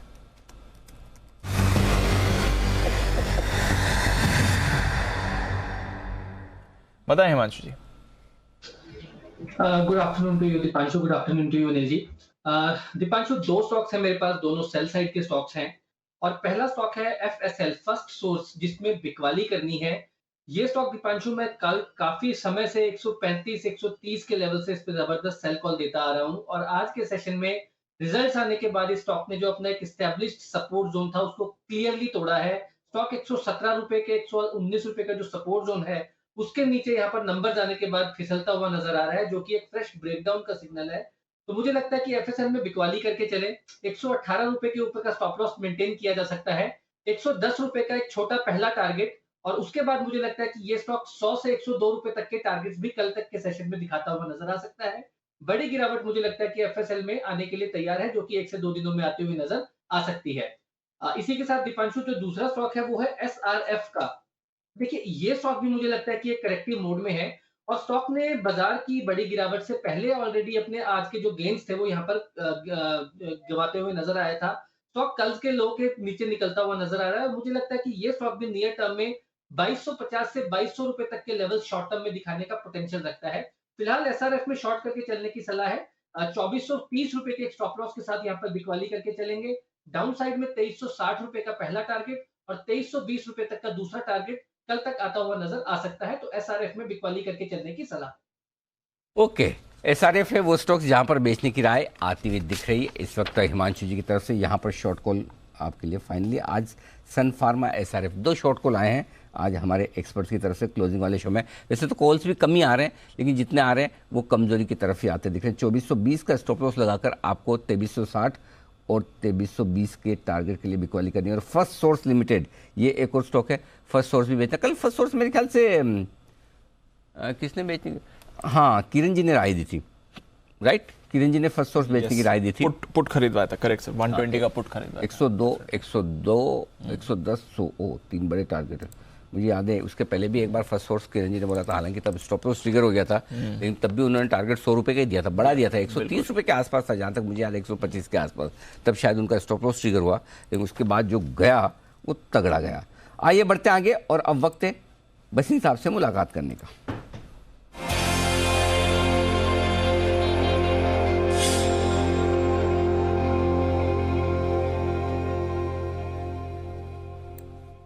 वसीम साहब स्वागत है सर। टिक नहीं पा रहा ऊपर, आज भी देखिए खुला मजबूत, लेकिन वापस से सप्लाई आ गई। अब एक बार जरा व्यू दें, क्या आज डाउ की वजह से या एक्सपायरी की वजह से मामला क्या है, क्या व्यू लेना चाहिए सर? कल का जो गैप था वो बहुत अच्छा है जो आज भरने आया है, मुझे कोई दो राय नहीं। अगर डाउ आज अपना एक और रिवर्स दिखाता है on the upside, then we are through with this. All the bad news is in the price. अब आपको लेने की चेष्टा करनी है, और मैंने जैसे आपको कहा था technology is leading, but I think this is a very opportune movement. 100 point का डाउन साइड है और 700 पॉइंट का अपसाइड खुलता है। 17,300 से पहले मुझे लगता नहीं ये मार्केट रुकेगी। So this is a time to buy. You may have seen a lot of profit booking and choppiness, but यहां आप लेने की चेष्टा कीजिए। आपको अपडेट भी दे दूं, tech Mahindra and HCL tech have been outperformers. अभी भी मैं कह रहा हूं persistent system will be an outperformer. और चौथा था पैसा लो, मैं बोल रहा हूं पैसा लो, परसों उसकी मीटिंग है, रिकॉर्ड नंबर्स आएंगे। अब आपके लिए 2 नहीं 3 पिक्स हैं, लेकिन ये लेने वाला समय है। चलिए बढ़िया, तो यहाँ पर गिरावट में करें खरीदारी। बताएं बसीन साहब, कौन सी है आज की तीनों पिक्स? दोनों दिग्गज स्टॉक्स हैं जिन शहरों ने ये शेयर बाजार चला रहा है ये बापी अभी लास्ट वीक में, वो है Adani port. Adani port is the proxy to Baltic freight index, और आप देख रहे हैं किस तरह से उसमें जोश आ रहा है। तो अडानी पोर्ट लीजिए, stop loss of 795, target of 865। और दूसरा रिलायंस, इस भाव पे रिलायंस लेना है। GRMs, retail, Jio, everything is working. अगर आप वेट कर रहे थे लेने का तो ये भाव है 2660। 2660 में लीजिए रिलायंस, स्टॉप लॉस ऑफ 2620, वापिस 2820 के टारगेट। और तीसरा मैं सोचता हूं डीएलएफ में सारी बैड न्यूज है। अगर आप दिल्ली में आके देखें, गुड़गांव में उनकी सारी कमर्शियल स्पेस बिक चुकी है। तो 340 पे बहुत अच्छा रिस्क रिवॉर्ड है। 335 का स्टॉप लॉस रखिए, 365 का टारगेट। अडानी पोर्ट खरीदें 795 के स्टॉप लॉस के साथ, और टारगेट होगा आपका 865 का। रिलायंस खरीदें और साथ ही साथ डीएलएफ खरीदें। रिलायंस के लेवल्स आपके सामने 2620 का रहेगा आपका स्टॉप लॉस, और 2820 के टारगेट। ओहो, 200 रुपए ऊपर के टारगेट। और डीएलएफ एक तीसरा स्टॉक है। बसीन साहब एक बार जरा डीएलएफ के टारगेट्स फिर से बता दें sir. Anil ji 365 near term है, but I don't rule out 375 coming fast, because इसमें ऑलरेडी बोरोइंग जो थी वो लोअर कॉस्ट ऑफ बोरोइंग थी, इन्होंने पहले ही अपने प्रोजेक्ट्स बना दिए हैं. In fact DLF now on the right side will be able to accrue extremely good cash. तो इनकी जो receivables as far as rental income है वो बहुत पॉजिटिव होगी. ओके, तो ये है आपके लिए पूरी तरह से तीनों picks. Adani port, Reliance, DLF 3 दिग्गजों में खरीदारी करने के लिए, और इस बीच शार्प रिकवरी आती हुई दिखी है निफ्टी में. एकदम निचले स्तरों से लगभग 100 पॉइंट ऊपर आता हुआ दिख रहा है निफ्टी, और बैंक निफ्टी भी मजबूती से 35,350. क्या बात, आज रेंज एकदम बॉटम और टॉप दोनों से वो था जबकि डाउ 170 ही है. डाउ नहीं बदला है. खतरों के खिलाड़ियों के लिए है मार्केट, है ना, एकदम कॉन्ट्रा कॉल वाले के लिए बनी हुई है. अरे भाई साहब पूछिए मत, कहाँ से कौन कॉन्ट्रा कॉल ले सकता है, कितने लोग ले सकते हैं, ये बड़ा सवाल है. बट एनीवे मार्केट जैसा है वैसा ही है. बिल्कुल. चलिए, तो बाजार में थोड़ी रिकवरी आ रही है. एक कॉल भी ले लेते हैं. सुमित जी दे रहे हैं, सुमित का सुपर हिट.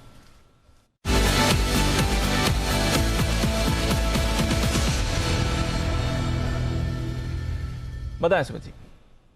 दिवांशु, बाय का स्टॉक है. आईटी स्टॉक्स ने मोमेंटम पकड़ के रखा हुआ है. सुबह से आईटी स्टॉक्स एकदम तेजी में है और डे हाई के पास ट्रेड कर रहे हैं. आईटी स्टॉक में जो स्टॉक मेरे रडार पे आया है उसका भी भाव चल रहा है 1582, 1583, 1583. स्टॉक का नाम है इन्फोसिस. इन्फी के अंदर मेरे को लग रहा है कि यहां से ऊपर का मूव देखने को मिलना चाहिए. 2 से 4 दिनों के लिए यहां पे पुल बैक बाउंस बैक के लिए खरीदारी करें. स्टॉक का जो नीचे में सपोर्ट है 1555 का स्टॉप लॉस लगा के खरीदारी करना है इन्फोसिस के अंदर. यहां से ऊपर में जो इमीडिएट टारगेट देखने को मिल सकते हैं बाउंस बैक के अंदर 1615 रुपए का पहला टारगेट, 1630 रुपए का दूसरा टारगेट. 2 से 4 दिन का व्यू लेकर खरीदारी करना है. 1615, 1630 ये 2 टारगेट ऊपर में देखने को मिल सकते हैं. ऑप्शन के जरिए भी यहां पे ट्रेड लिया जा सकता है. इन्फोसिस का 1580 वाला कॉल अभी CMP 40 पे ट्रेड कर रहा है, इसको लेने का सलाह रहेगा. 25 रुपए का नीचे के अंदर स्टॉप लॉस लगाएं. ऊपर के अंदर 60 रुपए से लेकर 70 रुपए तक के टारगेट इन्फोसिस के 1580 के कॉल के अंदर देखने को मिल सकते हैं. और स्पॉट लेवल्स में 1630 तक के लेवल जल्दी ऊपर में देखने को मिलने चाहिए. खरीदारी करें इन्फोसिस. इन्फोसिस में खरीदारी करने की राय आपके लिए आती हुई. सुमित जी पक्का जी खरीदने वाले ही बोला है ना आपने? जी खरीदने वाले ही बोला है. तो जोर से बोल रहे हैं, एकदम ऐसा हल्के हल्के से क्यों बोल रहे हो? पक्का खरीदना है ना? अनिल जी खरीदना ही खरीदना है. सुबह टेक महिंद्रा दिया था, आप देखिए डे हाई पे टिका हुआ है. 200 पॉइंट ऊपर से नीचे गिरा है. टेक महिंद्रा 2 रुपया नहीं गिरा है. अभी इन्फोसिस की बारी है. किसी ने नहीं लिया तो लेना चाहिए अनिल जी. कविता आई नहीं थी ना साथ में?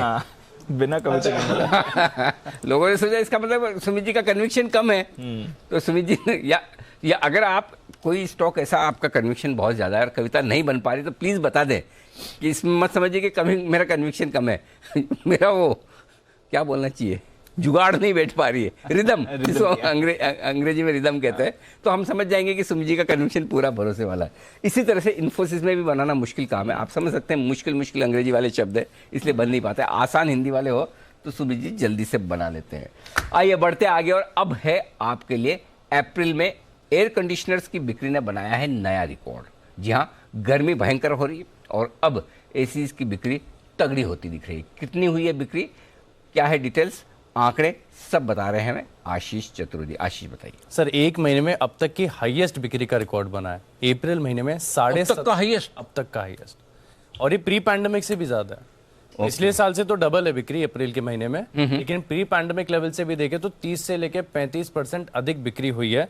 और अब तक जैसा कि मैंने बताया कि किसी महीने में 17.5 लाख यूनिट्स की बिक्री नहीं हुई. इनफैक्ट ये जो है बिक्री का आंकड़ा यहाँ पर रुकेगा नहीं, क्योंकि इंडस्ट्री का एसोसिएशन बता रहा है कि इस पूरे साल 2022 में जो है 90 लाख यूनिट की बिक्री का जो है वो अनुमान है. दरअसल इसके पीछे का कारण देखें तो लगातार जिस प्रकार से देश भर में जो हीट वेव की खबरें आ रही हैं, मैं देख भी रहा था कि उत्तर प्रदेश में एक बांदा करके शहर है, वहां पर सबसे ज्यादा 47.4 डिग्री सर अभी फिलहाल टेम्परेचर चल रहा है.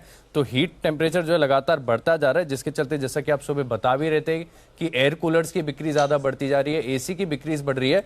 और एसी में देखें तो 5 स्टार रेटेड प्रोडक्ट्स की मांग बहुत ज्यादा है. इनफैक्ट मांग इतनी ज्यादा है कि कंपनियां जो हैं, डीलर्स हैं, सप्लायर्स हैं, वो इस मांग को पूरी तरीके से केटर नहीं कर पा रहे हैं. आउट ऑफ स्टॉक चल रहे हैं. जो 5 स्टार रेटेड प्रोडक्ट्स हैं वो आउट ऑफ स्टॉक चल रहे हैं. और देखिए क्योंकि हम जानते हैं कि लागत खर्च लगातार बढ़ता जा रहा है, लेकिन अच्छी बात है कि एसी कंपनीज ने कंटिन्यूसली प्राइस हाइक धीरे धीरे पास ऑन भी किया है और अभी भी फोरकास्ट ऐसा है कि क्योंकि मांग इतनी ज़बरदस्त है कि आगे जाकर भी करीब 2 से लेकर 4% तक कीमतें जो है बड़ी आसानी से कंपनी बढ़ा पाएंगी। सर लेकिन एक और खास बात है कि भारत में अगर आप देखें तो एसी का पेनिट्रेशन बहुत कम है और ये जो है इनफैक्ट अभी पिकअप कर रहा है। मैं सभी देशों के एसी पेनिट्रेशन लेवल देख रहा था कि कौन से देश ऐसा है जिनके घरों में कितने प्रतिशत जो है एसी हैं। तो आप देखिए जापान में करीब 91% का जो है हाउस होल्ड एसी पेनिट्रेशन है, यूएस में 90% है, कोरिया में 86%, सऊदी अरब में 63%, चीन में 60%, लेकिन भारत में सिर्फ 5%। यानी बिक्री के लिहाज से आप देखें तो हेडरूम काफ़ी ज़्यादा है, आगे जाकर ये ग्रोथ का आंकड़ा और सुधरता हुआ नजर आएगा। ओके, तो ये है आपके लिए कूलिंग और एसी से जुड़े फैक्टर्स। आज सुबह इनफैक्ट अनिल जी बता भी रहे थे कैसे राजस्थान के कुछ एरियाज में अब तो आपको कूलर्स भी नहीं मिल रहे हैं। और जैन साहब है ना, जैन साहब ऐसा सुनने में आ रहा है कि जबरदस्त डिमांड है कूलर्स की, एयर कंडीशनर्स की, और स्टॉक खत्म हो चुके हैं दुकानों पर, सही है ये? नहीं, बिल्कुल है अनिल जी, गजब की गर्मी पड़ रही है। कल तो मैं सरप्राइज था किस तरीके की मौसम के अंदर भी वॉलेटिलिटी थी। रात को राजस्थान में एक बार तो देखिए 29 डिग्री भी आ गया था, मैं जयपुर की बात कर रहा हूँ, ऐसे 44 डिग्री, और चूरू और जैसलमेर 50-50 डिग्री तक जा रहे हैं। तो गर्मी तो गजब की, और राजस्थान में देखिए कूलर्स की बिक्री अच्छी होती है। तो मैंने जनरली इसलिए मैंने पहले भी स्टॉक रेकमेंड किया हुआ है। वर्लपूल इनफैक्ट बहुत अच्छे लेवल्स पे है, अंबर एंटरप्राइजेस हालांकि वो बहुत महंगे मल्टीपल्स पे चलता, बट उसको देखना चाहिए। सो सर्टेनली, और आगे भी आने वाला, ये तो अप्रैल का महीना और मई का महीना और जून का महीना पीक मंथ रहता है जनरली नॉर्थ इंडिया में गर्मी का, और सेंट्रल इंडिया आजकल तो चारों तरफ ही गर्मी ही पड़ रही है। सर्टेनली थोड़ा नॉर्थ ईस्ट बचा हुआ है थोड़ा सा, but overall I think all the stocks जो व्हाइट गुड्स वाले, रेफ्रिजरेशन वाले और कूलिंग वाले, ये सारी कंपनियां अच्छी करनी चाहिए, ऐसा मेरा मानना है। नजर रखिए इस स्पेस पर, अच्छी करनी चाहिए। आइए श्रीकांत जी भी हमारे साथ है तैयार, और काफ़ी देर से श्रीकांत जी वेट भी कर रहे हैं। श्रीकांत जी स्वागत है सर शो में। थोड़ा बाजार उतार चढ़ाव वाला हो रहा है, हल्की सी रिकवरी इस समय आपको आती हुई दिख रही है, वापस पॉजिटिव टेरिटरी में आए हैं और ज़्यादातर आईटी काउंटर से लीड कर रहे हैं। टेक महिंद्रा, इन्फोसिस की बात हुई। श्रीकांत जी विप्रो के शेयर को देखिए, सुबह से ही एक्टिव है और अभी भी मूव दिखा रहा है, फ्रेश खरीदारी भी आई है, क्या रहा है इसके चार्ट पर sir? Good afternoon Deepanshu, good afternoon Anil ji. देखिए वैसे आज टेक्नोलॉजी स्टॉक्स में हमने एक्टिविटी देखी है। इनफैक्ट काफी सारे डिफेंसिव सेक्टर में एक्टिविटी थी, लेकिन उसमें से अगर आप देखें तो आईटी और टेक्नोलॉजी कंपनीज में हमने अच्छी एक कंसिस्टेंट रिकवरी देखी है। और अगर विप्रो की बात करें तो मुझे लगता है कि विप्रो वैसे देखा जाए तो स्टिल अंडर परफॉर्मिंग स्टॉक है, काफी वीक है एज कम्पेयर टू इन्फोसिस या टीसीएस। तो मुझे लगता है करंट लेवल से भी अगर कोई उछाल अगर मिलता है विप्रो में तो उसे एज अ सेलिंग अपॉर्चुनिटी करके यूज करना चाहिए। और करंट लेवल्स चल रहे हैं 502 के करीब के, रेजिस्टेंस आ रहा है 510 के करीब का, तो वहां उस लेवल के करीब इसे शॉर्ट करके चल सकते हैं। बट अगर टेक्नोलॉजी में फोकस करना है तो मुझे लगता है कि टीसीएस पे फोकस करना चाहिए। ये स्टॉक वैसे काफी कई दिनों से काफी अच्छी तरीके से होल्ड हो रहा है और इस लेवल से हमें लगता है कि इसमें डाउनसाइड इज हाईली प्रोटेक्टेड। अगर टीसीएस को लॉन्ग करते हैं तो यहाँ पे हमें स्टॉप लॉस रखना पड़ेगा 3470 रुपए का, और टारगेट्स यहाँ पे रहेंगे वापस 3600 से लेकर 3650 के। तो ये पूरे पैक में अगर कोई स्ट्रॉन्गेस्ट कैंडिडेट अगर मुझे दिख रहा है तो वो है टीसीएस। तो टीसीएस पर ज्यादा भरोसा है, उस पर रखिए नजर, ये राय आ रही है श्रीकांत जी की तरफ से। और बाजार का एक दिग्गज है टीसीएस जो इस समय सहारा दे रहा है, पर बाजार का दूसरा दिग्गज रिलायंस उतना सहारा नहीं दे पा रहा है। एक प्री रिजल्ट रैली आती है रिलायंस इंडस्ट्रीज में, इस हफ्ते तो नहीं आई, पिछले कुछ दिनों से तो एक रेंज में अटका हुआ, उससे पहले ऑफ कोर्स थोड़ा रैली कर रहा था, बट नतीजों के लिहाज से कैसी रहेगी परफॉर्मेंस, आइए एक बार जरा जाने अनुमान वरुण के साथ। वरुण बताएं रिलायंस। ओके दीप, जैसे कि आपने कहा कि रैली नहीं हो रही है तो उसका कारण ये भी है कि मार्जिन शायद गिरने वाला है रिलायंस के क्वार्टर ऑन क्वार्टर। अगर आप देखेंगे 16% से गिर के 15.6% के आसपास आने वाले हैं, ये हमारा अनुमान है। बेसिकली देखिए रिफाइनिंग मार्जिन जो है वो अच्छा रहेगा, लेकिन पेटकैम में थोड़ा बहुत दबाव रह सकता है, वहाँ पे मार्जिन जो है वो थोड़े बहुत दबाव में रह सकते हैं, जहाँ से ओवरऑल मार्जिन पे थोड़ा बहुत दबाव पड़ेगा। रिटेल सेगमेंट में अगर आप देखेंगे तो साल 10 साल करीब 25% के आसपास की बढ़ोतरी होगी। टेलीकॉम सेक्टर जो है वहाँ पे जो टैरिफ हाइक हुए हैं उसका थोड़ा बहुत फायदा हो सकता है। आरपुर जो है करीब 5% बढ़ सकते हो। जियो का एबिटा जो है उसमें 13% के आसपास की बढ़ोतरी होगी। O2C का जो कारोबार है उसमें 18% के आसपास की बढ़ोतरी होगी। रेवेन्यू 18.7% बढ़ेंगे और उसके अलावा एबिटा अगर आप देखेंगे तो 15.5% के आसपास की बढ़ोतरी होगी। प्रॉफिट अगर आप देखेंगे तो गिरावट है, करीब 20,540 करोड़ से गिर के 20,400 करोड़ पे आएंगे। ये इसलिए है क्योंकि पिछले साल इसी क्वार्टर में करीब 2840 करोड़ के आसपास का कंपनी को एक्सेप्शनल प्रॉफिट हुआ था। इसको अगर हटा दे तो मुनाफा बढ़ेगा, लेकिन इस एक्सेप्शनल प्रॉफिट के चलते इस बार मुनाफा जो है उसमें गिरावट होने वाली है। लेकिन हाँ, मार्जिन्स भी थोड़े वीक रहेंगे। मार्जिन्स थोड़े वीक रहेंगे, इसलिए इस बार रिलायंस में आपको ज़्यादा फायरवर्क्स बनते हुए नहीं दिख रहे हैं। बंसल जी, कोई राय रिलायंस के चार्ट पर सर?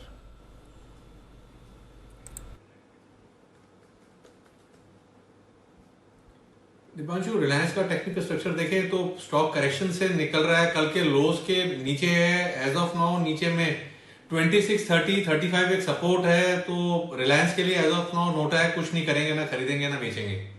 फिलहाल नोटा है, रिलायंस पर नजर रखिए, ना खरीदना है ना बेचना है। आवास फाइनेंसर्स स्टैंडअलोन मुनाफा 88 करोड़ से बढ़कर 114 करोड़ का आते हुए दिखा है। बढ़िया आंकड़ा रहा है वहां पर आवास फाइनेंसर्स के लिए, जहां तक मुनाफे में बढ़त का सवाल है। देखेंगे इस काउंटर पर भी और भी कुछ इंपॉर्टेंट नतीजे आपके लिए आ ही रहे हैं। नतीजों के लिहाज से कैश और F&O दोनों में ही बड़ा एक्शन बना हुआ है, बट एक्शन बना हुआ है IT स्पेस पे, और यहीं पर रखिए स्टॉक्स पर नजर। काफी सारे काउंटर्स पार्टिसिपेट कर रहे हैं। आइए कॉल लेते हैं हिमांशु जी से। हिटमैन हिमांशु,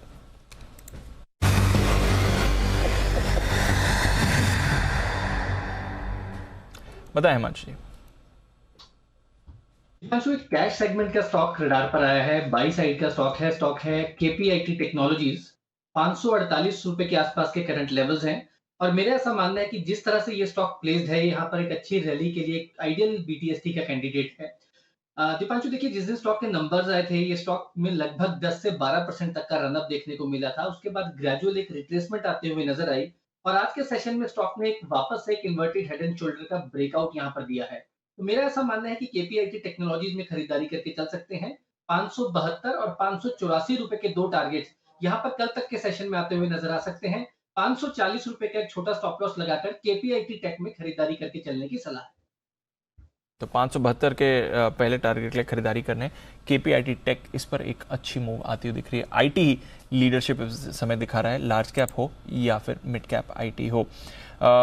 लीडरशिप चाहिए थी बैंक्स की, आई भी सुबह, बट उसके बाद सस्टेन नहीं कर पाया। बट नतीजों के लिहाज से बैंक्स के लिए बिजी सीजन शुरू हो रहा है। कुछ काफ़ी सारे मिड कैप बैंक्स के आने वाले नतीजे। आइए एक ही ऐसे बैंक पर करते हैं फोकस, और वो है कैनरा बैंक। वरुण है हमारे साथ बताने के लिए क्या है बाजार का अनुमान। वरुण, बताइए। ओके, तो दीप, यहाँ पे नंबर्स अच्छे रहेंगे। जैसे कि हमने सारे बैंक्स के देखे हैं कि NIM में 20-25% की ग्रोथ, मुनाफा 50-60% बढ़ेगा। इस बैंक के साथ भी यही होगा। हमारा अनुमान है कि डिपॉजिट ग्रोथ 5 से 6% रहेगी, लेकिन लोन ग्रोथ को लेकर ना दरअसल एनालिस्ट डिवाइडेड है। कुछ का कहना है कि 10% के आसपास की ग्रोथ रह सकती है, कुछ कह रहे हैं कि ग्रोथ फ्लैट रहेगी। तो ये एक आंकड़ा है जिसका कैनरा बैंक पे आपको नजर रखनी है। ट्रेजरी गेन कम रहने वाले हैं, प्री प्रोविजनिंग प्रॉफिट जो है उसमें भी कमी आने का अनुमान लगाया जा रहा है। NII 24.5% बढ़ेंगे, 6,970 करोड़ के आसपास आएंगे। मुनाफा जो है 1,604 करोड़ के आसपास आ सकता है, करीब 59% के आसपास की बढ़ोतरी यहाँ होगी। ग्रॉस NPS, नेट NPS में आपको कमी देखने मिलेगी। हो सकता है कि नेट इंटरेस्ट मार्जिन जो है वो फ्लैट रहे, उसमें ज़्यादा बढ़ोतरी का अनुमान नहीं लगाया जा रहा है। ज़्यादा बढ़ोतरी का अनुमान नेट इंटरेस्ट मार्जिन में नहीं है, बट एसेट क्वालिटी में सुधार आने वाला है, ये देखना पड़ेगा। क्रेडिट ग्रोथ कैसी है, एंड ऑफ कोर्स उस हिसाब से अगर आप देखें तो आगे की परफॉर्मेंस भी जानेंगे। फेडरल बैंक भी पूछेंगे वरुण के साथ, उससे पहले एक बार जरा चार्ट चेक ले लिया जाए। श्रीकांत जी, कैनरा बैंक।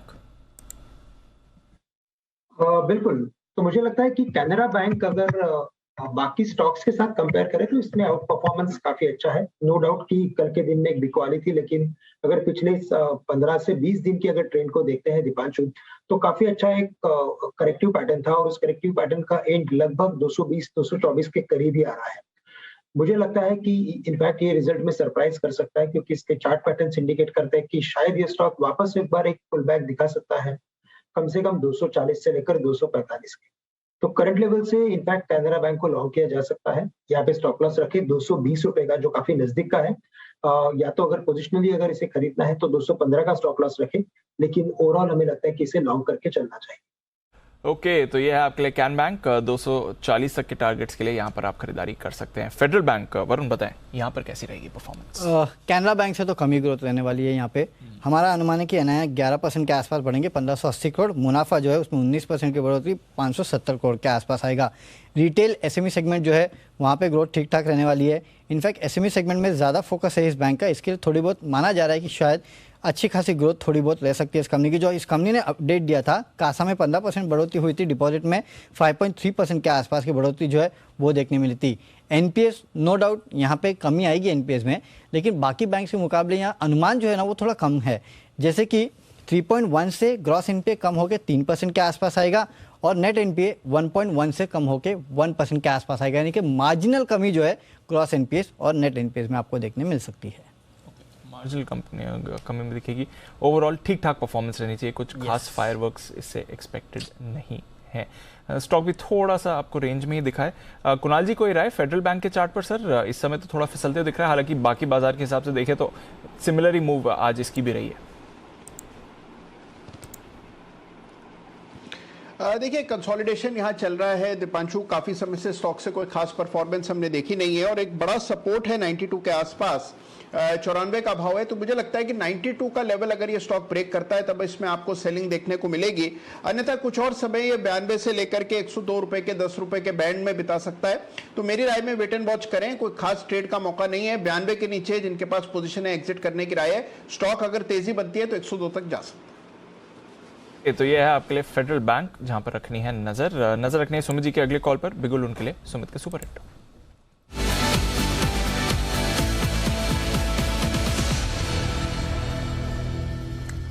बताएं सुमित जी।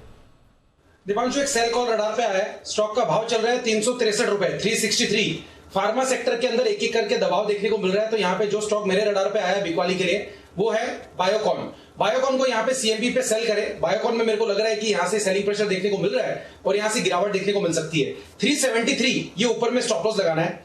नीचे में जो बायोकॉन में टारगेट देखने को मिल सकते हैं वो है 350 रुपए से लेके 345 रुपए तक के लेवल 2-3 दिनों के अंदर देखने को मिलने चाहिए। तो बायोकॉन को यहाँ पे सीएमपी पे सेल करके काम करें। 373 का स्टॉप लॉस और 350 से 345 तक के टारगेट नीचे में देखने को मिल सकते हैं। ओके, तो ये है आपके लिए बायोकॉन में बिकवाली करने की राय सुमित जी की तरफ से आती हुई दिख रही है। बैलेंस बनाने की पूरी कोशिश सुमित जी की तरफ से आती हुई दिख रही है। सुमित जी, आपकी मदद करने के लिए शिरीष जी ने एक मैसेज भेजा है, मैं आपको बता दूं। इतनी देर आप सोच रहे होंगे मैं थोड़ा सा मैसेज पढ़ने में रह गया था, तब तक दीप सवाल पूछ रहे हैं। जिस स्टॉक को करना नहीं है मिस, उसका नाम है इन्फोसिस। चल जाएगा, चल जाए तो ठीक, नहीं चले तो इससे बेहतर आप खुद बनाइए। ठीक है ना, जब तक दूसरा न बने तब तक शिरीष जी वाले से काम चलाइए। अच्छा, बाय द वे, वेदांता की हम बात करें तो काफ़ी लोगों का हमें सवाल आ रहे हैं वेदांता को लेकर। एक संदीप शर्मा साहब ने भी पूछा कि भाई वेदांता का ये जो डिविडेंड है, स्पेशल डिविडेंड, ये कैसे मिलेगा? ये अच्छा सवाल है। कई बार क्या होता है, कई सारी चीज़ें हम मान के चलते हैं कि सबको पता होगा। तो पहली चीज़ तो ये कि नियम क्या है वो समझ लीजिए।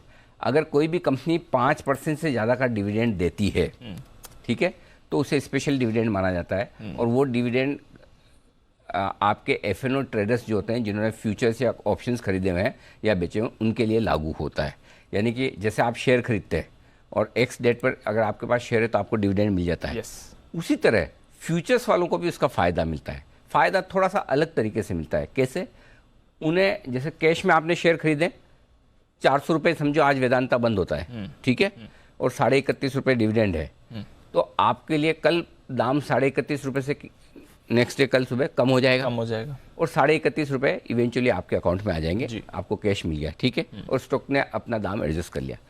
अब एफएनओ में थोड़ा सा फर्क है, सेम एफएनओ में भी यही होगा, फ्यूचर्स के दाम एडजस्ट हो जाएंगे। अगर आपका 400 रुपये का फ्यूचर्स खड़ा है या क्लोजिंग है तो ऑटोमेटिकली उसका दाम 368 रुपये 50 पैसे हो जाएगा। और ये जो 31.5 रुपये, ये कैश आपको नहीं मिलेगा, इसकी क्रेडिट एक तरह से मिल जाएगी आपको, मार्क टू मार्केट लॉस एक तरह, तो ऑटोमेटिकली वो डिविडेंड का एडजस्टमेंट आपको हो जाएगा, क्योंकि आपने चूंकि डिलीवरी ली नहीं, डिविडेंड तो उसी को मिलेगा जिसके पास डिलीवरी है, करेक्ट, वही शेयर होल्डर है। एफएनओ वाला शेयर होल्डर तो होता नहीं जी। अगर आप बोलोगे मैंने तो रिकॉर्ड डेट पे एक लोट खड़ा रखा था, तो आप शेयर होल्डर नहीं हो। शेयर होल्डर वही होता है जिसके अकाउंट में रिकॉर्ड डेट के दिन शेयर होते हैं। तो जो डिविडेंड कैश में मिलेगा वो सिर्फ और सिर्फ शेयर होल्डर्स को मिलेगा। जिन लोगों ने एफएनओ में पोजीशन बनाई ताकि उनको स्पेशल डिविडेंड की वजह से नुकसान नहीं होगा, जितना स्पेशल डिविडेंड वजह जो 31.5 रुपये, उसकी वजह से कल आपका ये फ्यूचर्स कम हो जाएगा, और जितना फ्यूचर्स कम होगा 31.5 रुपये डिविडेंड वाला, उतनी आपके अकाउंट में क्रेडिट आ जाएगी। सो आपको मार्क टू मार्केट लॉस ऐसा नहीं कि अचानक से भाव 30 रुपये कल नीचे दिखा, अरे मेरे तो 30 रुपये का नुकसान लग गया, नहीं, कल आपको उसका भाव फिर 31.5 रुपये घटाकर ही सोचना है, देखना है। क्लियर है? उस समय आप नेट जीरो है, फिर वहाँ से बस, हाँ, तो समझ गए। कैश में आपने खरीद के रखा है, रिकॉर्ड डेट पे आपके अकाउंट में डिविडेंड मिल जाएगा, पैसे आ जाएंगे। फ्यूचर्स में खरीद रखा है, पैसे नहीं मिलेंगे, एडजस्टमेंट हो जाएगा, आपको फ़ायदा मिल जाएगा। इसके लिए स्पेशल डिविडेंड होना चाहिए 5% से ज़्यादा का। ठीक है सर, अंडरस्टूड। ये अच्छी इंटरेस्टिंग चीज़ आपने समझा दी है सर, कैसे होगा आपका वायदा कारोबार में इसका एडजस्टमेंट, जो आपको समझना ज़रूरी है। इस बीच इंटेलेक्ट डिज़ाइन, इस पर रखिए नज़र, इसके नतीजे आते हुए दिख रहे हैं, नतीजों के बाद काफ़ी तेज़ी से काउंटर आपको फिसलते हुए भी दिख रहा है। तो इंटेलेक्ट डिज़ाइन बाजार को नतीजे पसंद नहीं आ रहे हैं। मुनाफा 101 करोड़ से घटकर 95 करोड़ का आया है तिमाही दर तिमाही। अगर आप यहाँ पर कंपैरिजन करें तो वहाँ से एक थोड़ा मूवमेंट हो रहा है, थोड़ा हेजिंग कॉस्ट की वजह से भी मुनाफे पर आपने असर आते हुए देखा है। अगर इनकी आप परफॉर्मेंस की बात करें, आय 508 करोड़ से बढ़कर 509 करोड़, यानी कि एकदम फ्लैट आय रही है। कुछ ज़्यादा खास परफॉर्मेंस आय के फ्रंट पर कंपनी ने नहीं दिखाई है। ये आपके लिए इंटेलेक्ट के नंबर्स आते हुए दिख रहे हैं।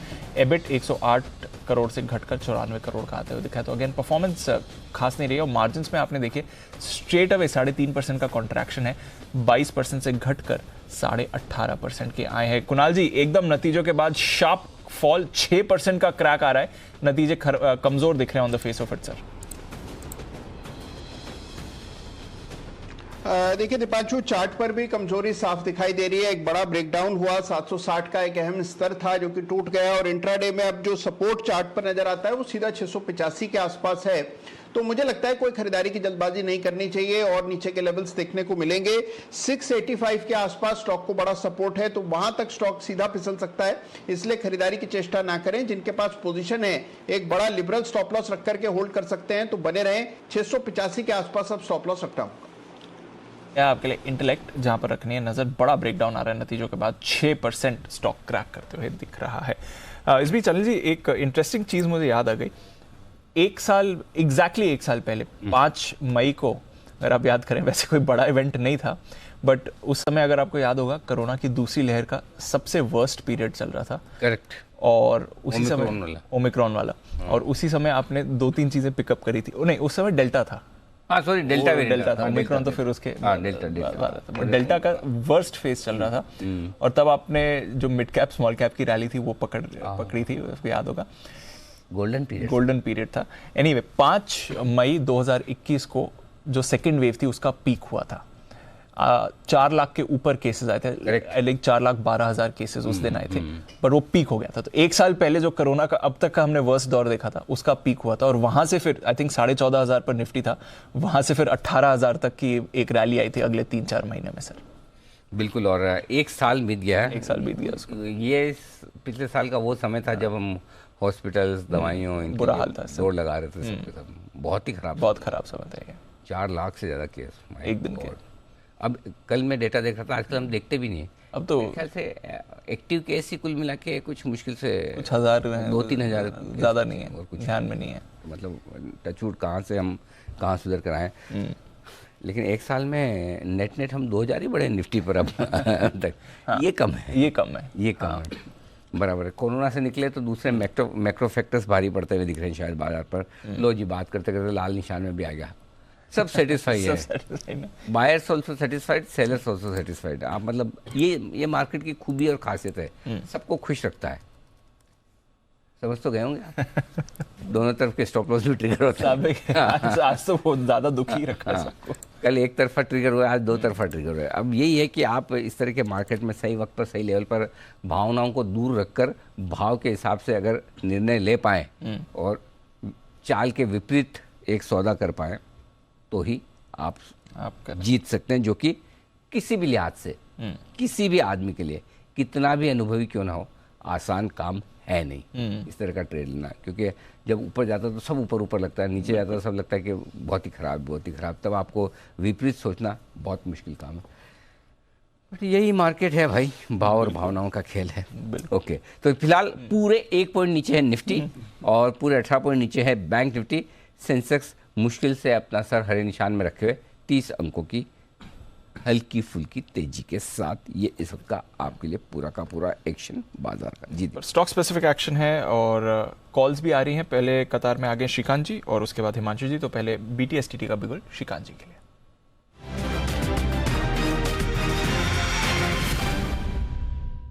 बताएं श्रीकांत जी। दीपांशु देखिए, वैसे मेटल स्टॉक्स में हमने कुछ अभी नरमी देखी है, और उसमें अगर कोई टेक्निकल फॉर्मेशन, स्पेसिफिकली अगर टेक्निकल फॉर्मेशन की बात करें तो JSW स्टील में अच्छा खासा एक नेगेटिव रिवर्सल फॉर्मेशन बना है। करंट लेवल से इसे शॉर्ट करके चल सकते हैं 708 रुपए के करीब। हमें लगता है कि शायद ये स्टॉक वापस एक बार 680 या 690 के लेवल्स कम से कम दिखा सकता है। तो करंट लेवल से शॉर्ट करना चाहिए 708 709 में JSW स्टील को। स्टॉप लॉस यहाँ पे रखेंगे हम 716 रुपए का, और टारगेट्स रखेंगे 690 और 680 के। और आपका पूरी तरह से समर्थन इसमें दे रहे हैं हिमांशु जी बताएं आपके क्या लेवल्स हैं इस पर? दीपांशु जी बिल्कुल कोइंसिडेंटली बिल्कुल सेम लेवल्स हैं। बहुत ही क्लियर कट एक वीक फॉर्मेशन यहाँ पर बनता हुआ नजर आ रहा है, और इसको सपोर्ट कर रहा है डेटा भी डेरिवेटिव्स में। अगर आप देखेंगे तो 700 की स्ट्राइक की पुट में ऑलरेडी अनवाइंडिंग एक्टिवली देखने को मिली है। तो मुझे लगता है कि JSW स्टील यहाँ पर शॉर्ट करके चलने की सलाह रहेगी। मेरा ऐसा मानना है कि यहाँ पर 680 685 तक के टारगेट्स कल के सेशन तक आते नजर आ सकते हैं, और इसको प्ले करने के लिए मैं एक एडिशनल स्ट्रेटजी देना चाहूंगा। ऑप्शन में 700 रुपए की पुट ऑप्शन यहाँ पर खरीद के चल सकते हैं, जो कि लगभग 20 रुपए 50 पैसे के आसपास है। यहाँ पर स्टॉप लॉस लगाएंगे हम 15 रुपए का, और मेरा ऐसा मानना है कि यहाँ पर 30 और 35 रुपए तक के टारगेट्स 1 से 2 दिनों में आते हुए नजर आ सकते हैं। तो JSW स्टील में बिकवाली करके चल सकते हैं, या फिर 700 रुपए के स्ट्राइक का पुट ऑप्शन खरीद कर चलने की सलाह रहेगी। ओके, तो ये है आपके लिए JSW स्टील में बिकवाली करने की राय हिमांशु जी की तरफ से भी आती हुई दिख रही है, और श्रीकांत जी को भी यही बेचने के लिए पसंद है। सबको पसंद आ रहा है, बेचो बेचो बेचो। अचानक से सेल कॉल सारे आने लगे, धड़ाधड़ धड़ाधड़ धड़ाधड़। ओके, 690 680 के टारगेट्स यहाँ पर आपके लिए। आइए और किसको क्या बेचना है देख लेते हैं। जय ठक्कर तैयार है कैश का ऑप्शन लेकर।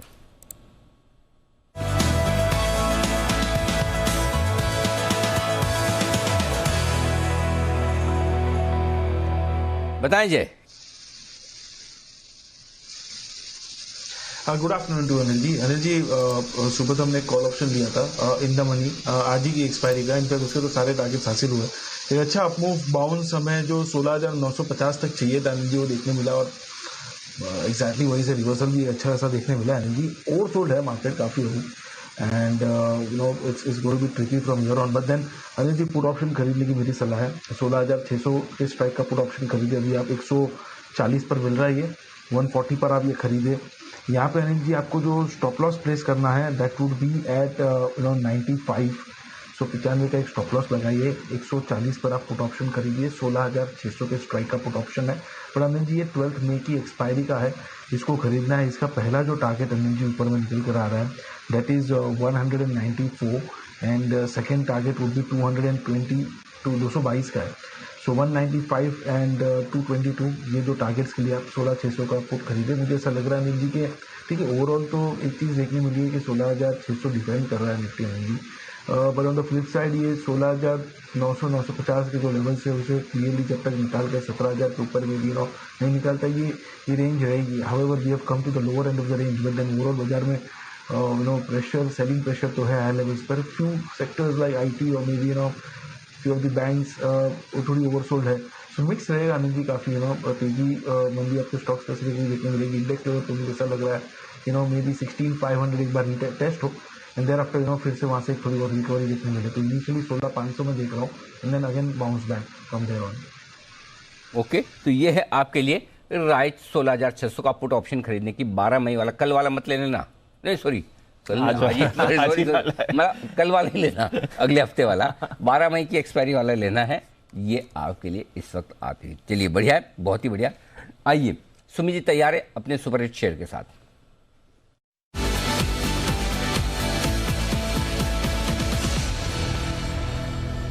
जी सुमित जी फरमाएं। अनिल जी एक सेल कॉल और रडार पे आया है, और ये स्टॉक पिछले 4-5 महीनों से कंटिन्यूसली ऊपरी लेवल से दबाव दिखा रहा है। स्टॉक का अभी भाव चल रहा है 1220 रुपए, 1219 रुपए। स्टॉक का नाम है मुथूट फाइनेंस। मुथूट फाइनेंस के अंदर ब्रेकडाउन है, रिसेंट के लोस ब्रेक हो चुके हैं, और ये स्टॉक 1200 के अंदर जाने को तैयार है। यहाँ पे CMB पे इसके अंदर बिकॉली कर सकते हैं। ऊपर के अंदर 1245 से लेके 1250 के आसपास का रेजिस्टेंस जोन है। जब तक ये लेवल ऊपर में टूटेंगे नहीं, तब तक इसके अंदर एक अच्छा मूव ऊपर की तरफ आएगा नहीं। तो इसको यहाँ पे CMB पे सेल करें। मेरे को लग रहा है कि ये स्टॉक 1200 के अंदर जाएगा। 1180 1170 के लेवल 1 से 2 दिनों के अंदर मुथूट फाइनेंस के अंदर देखने को मिल सकते हैं। तो बिकवाली करें मुथूट फाइनेंस बिकवाली करें, ये राय आपके लिए सुमित जी की तरफ से, और यही राय आपके लिए श्रीकांत जी की तरफ से भी आ रही है। सर आपका भी लेवल्स बताएं। बिल्कुल, इनफैक्ट काफी सारे स्टॉक एक अपने इंपॉर्टेंट टेक्निकल फॉर्मेशन को ब्रेक कर रहे हैं, और इसी वजह से जितने भी टेक्निकल एनालिस्ट हैं उन सभी के स्कैन में वही स्टॉक्स आ रहे हैं। मुथूट फाइनेंस अगर गिर रहा है तो मुझे लगता है कि इसने मल्टीपल जो सपोर्ट्स बना के रखे हैं वो 1100-1120 के करीब के हैं। तो यहाँ से अगर ये फॉल अगर कंटिन्यू होता है तो जो इंपॉर्टेंट सपोर्ट्स के करीब जा सकता है वो 1100 के ही लेवल है। तो करंट लेवल से शॉर्ट करके चले, स्टॉप लॉस रखे यहाँ पे 1225 का। स्टॉक थोड़ा वॉलेटाइल है और प्रीवियस बॉटम भी इसका 1230-35 के करीब का था, तो 1225 का स्टॉप लॉस रखे और टारगेट्स रखे 1150 से लेकर 1100 के। ओके, तो ये है आपके लिए मुथूट फाइनेंस बिकवाली की कंसेंसस सेल कॉल आ रहा है श्रीकांत जी और सुमित जी की तरफ से। देखते हैं चार्ट कॉर्नर में राकेश जी, कुणाल जी को क्या पसंद है ट्रेड के लिए। बिल्कुल चार्ट कॉर्नर।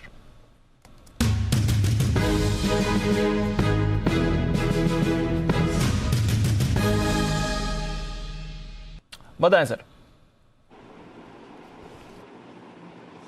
दिवांशु, हमारी बिकवाली की राय है सन फार्मा पर। चार्ट कॉर्नर पे क्या है, सेल सन फार्मा। यहाँ पर देखें तो चार्ट पर एक ब्रेकडाउन देखने को मिल रहा है, और जिस तरीके का टेक्निकल स्ट्रक्चर है, स्टॉक अच्छी खासी गिरावट का कैंडिडेट है। पिछले 7 दिनों के लोस को स्टॉक ने क्रैक करा है। ओवर टू कुणाल जी। देखिए दीपांशु, कई महीनों से सन फार्मा में बड़ी जबरदस्त तेजी बनते हमने देखी, और अब इस चार्ट पर एक पैटर्न बना है जिसको राउंडिंग टॉप पैटर्न कहते हैं, और उसके बाद अब ये लग रहा है कि स्टॉक टॉप आउट कर चुका है। मेजर एवरेजेस के नीचे अब ये स्टॉक ट्रेड करने लगा है और क्लोज भी आएगा। तो इन स्तरों पर शॉर्ट करके चलने की हमारी राय है। यहां पर एक स्टॉप लॉस रखें 895 का स्टॉप लॉस रखकर शॉर्ट करें। पहला टारगेट होगा 860 रुपए का, इवेंचुअल टारगेट 845 रुपए का। तो 845 के टारगेट के लिए सन फार्मा में बिकवाली की राय। तो ये आपके लिए सन फार्मा। क्लोजिंग शो का पहला कॉल वागले साहब की तरफ से था। 860 के टारगेट के लिए, 860 के टारगेट के लिए बेचना है राकेश जी, कुणाल जी को भी, और फिर 845 का दूसरा टारगेट इस पर आएगा। पर आखिरी 10 मिनट बाकी हैं, आइए लेते हैं आज की final market strategy Anil ji की तरफ से।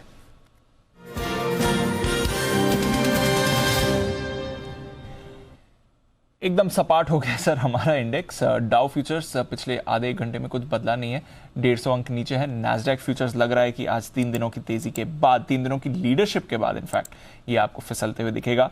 यूरोप के बाजार अच्छा मूड माहौल है, हालांकि ऊपरी स्तरों से ये भी फिसले हैं। कच्चा तेल $110 पर है। देखते हैं आज की ओपेक की बैठक है, वैसे कुछ बड़ा निकल कर आने वाला नहीं है, कुछ ज़्यादा बाजार की एक्सपेक्टेशन नहीं है, बट देखते हैं सप्लाई और डिमांड सिचुएशन पर क्या करना है। स्पेशली जो यूरोप ने अभी अनाउंसमेंट किया है कि अगले 6 महीने से में रशिया के पूरे की तरह से क्रूड डिपेंडेंसी लोग ख़त्म कर देंगे।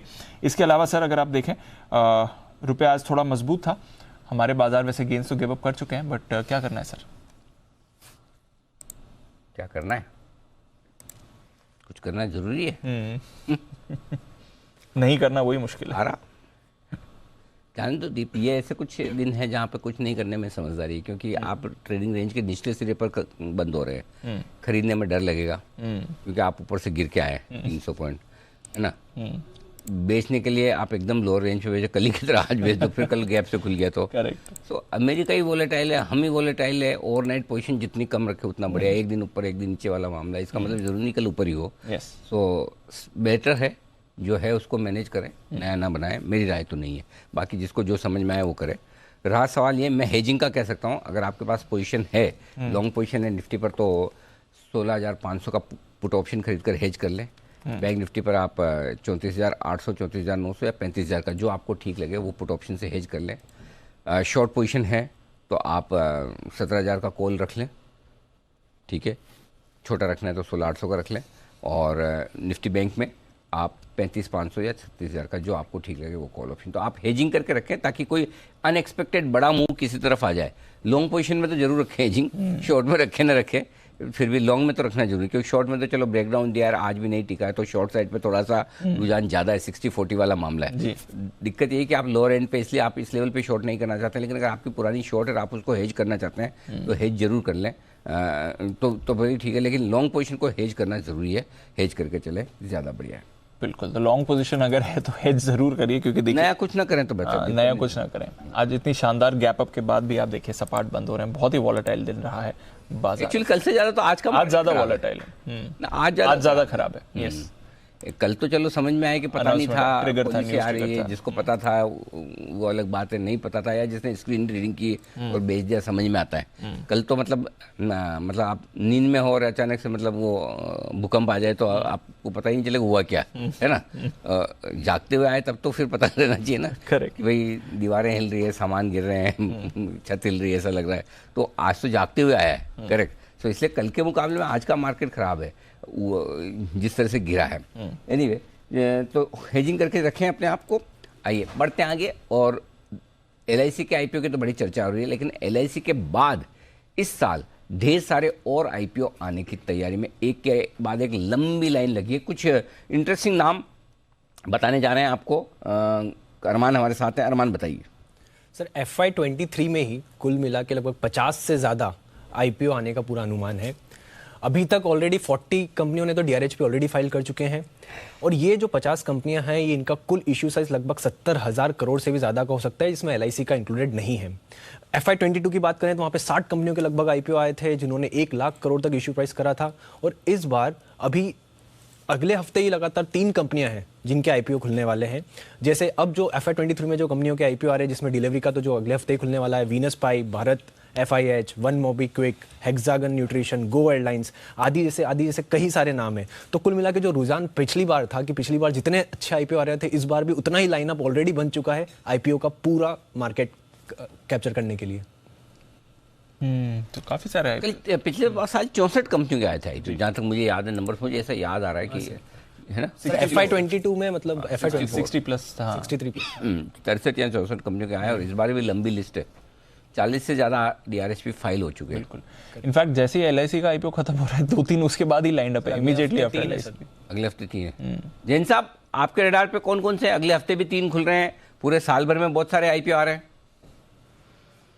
नहीं, थोड़ा तो डर लग रहा है अनिल जी, मुझे कोई विशेष कोई खास बात लग नहीं रही है। बाकी डिलीवरी वाले के बारे में डिस्कशन हुआ, वीनस पाइप्स सेगमेंट अच्छा लगता है, बट ओवरऑल एक बार मैं थोड़ा सा कॉशियस हूं, क्योंकि जिस तरीके से वो बिग IPO जिंक्स जो बोलते हैं ना मार्केट में, और LIC ने कल वो जिंक्स स्टार्ट कर दिया है, और आज अब क्या है कि थोड़ा 200 डेमास के नीचे आ गए हैं मार्केट, तो थोड़ा कॉशियस ही रहना चाहिए। बाकी केस टू केस बेसिस पे और ज्यादा एनालाइज करेंगे। So overall I am a bit cautious. बाकी LIC में जरूर से ये राय है कि लगाएं, क्योंकि डिस्काउंट वाला जो फैक्टर है वो तो शायद प्रॉफिट में टर्न हो जाएगा। और यहाँ पे भी जो प्रीमियम्स थे जो हम ट्रैक करते हैं कई बार वेबसाइट्स पे, ग्रे मार्केट प्रीमियम्स वगैरह भी नीचे आ रहे हैं। So let's see how it goes like, but delivery में थोड़ा कॉशियस रहना चाहिए, ऐसा मेरा मानना है। ओके, तो चलिए थोड़ा देखेंगे वैल्यूएशंस किस तरह के रहते हैं, उसके बाद डिसाइड करेंगे। आइए तब तक बिगुल है 2 बैक टू बैक। पहला है श्रीकांत जी के लिए, उसके बाद जय ठक्कर के लिए। श्रीकांत जी के लिए BTSC का।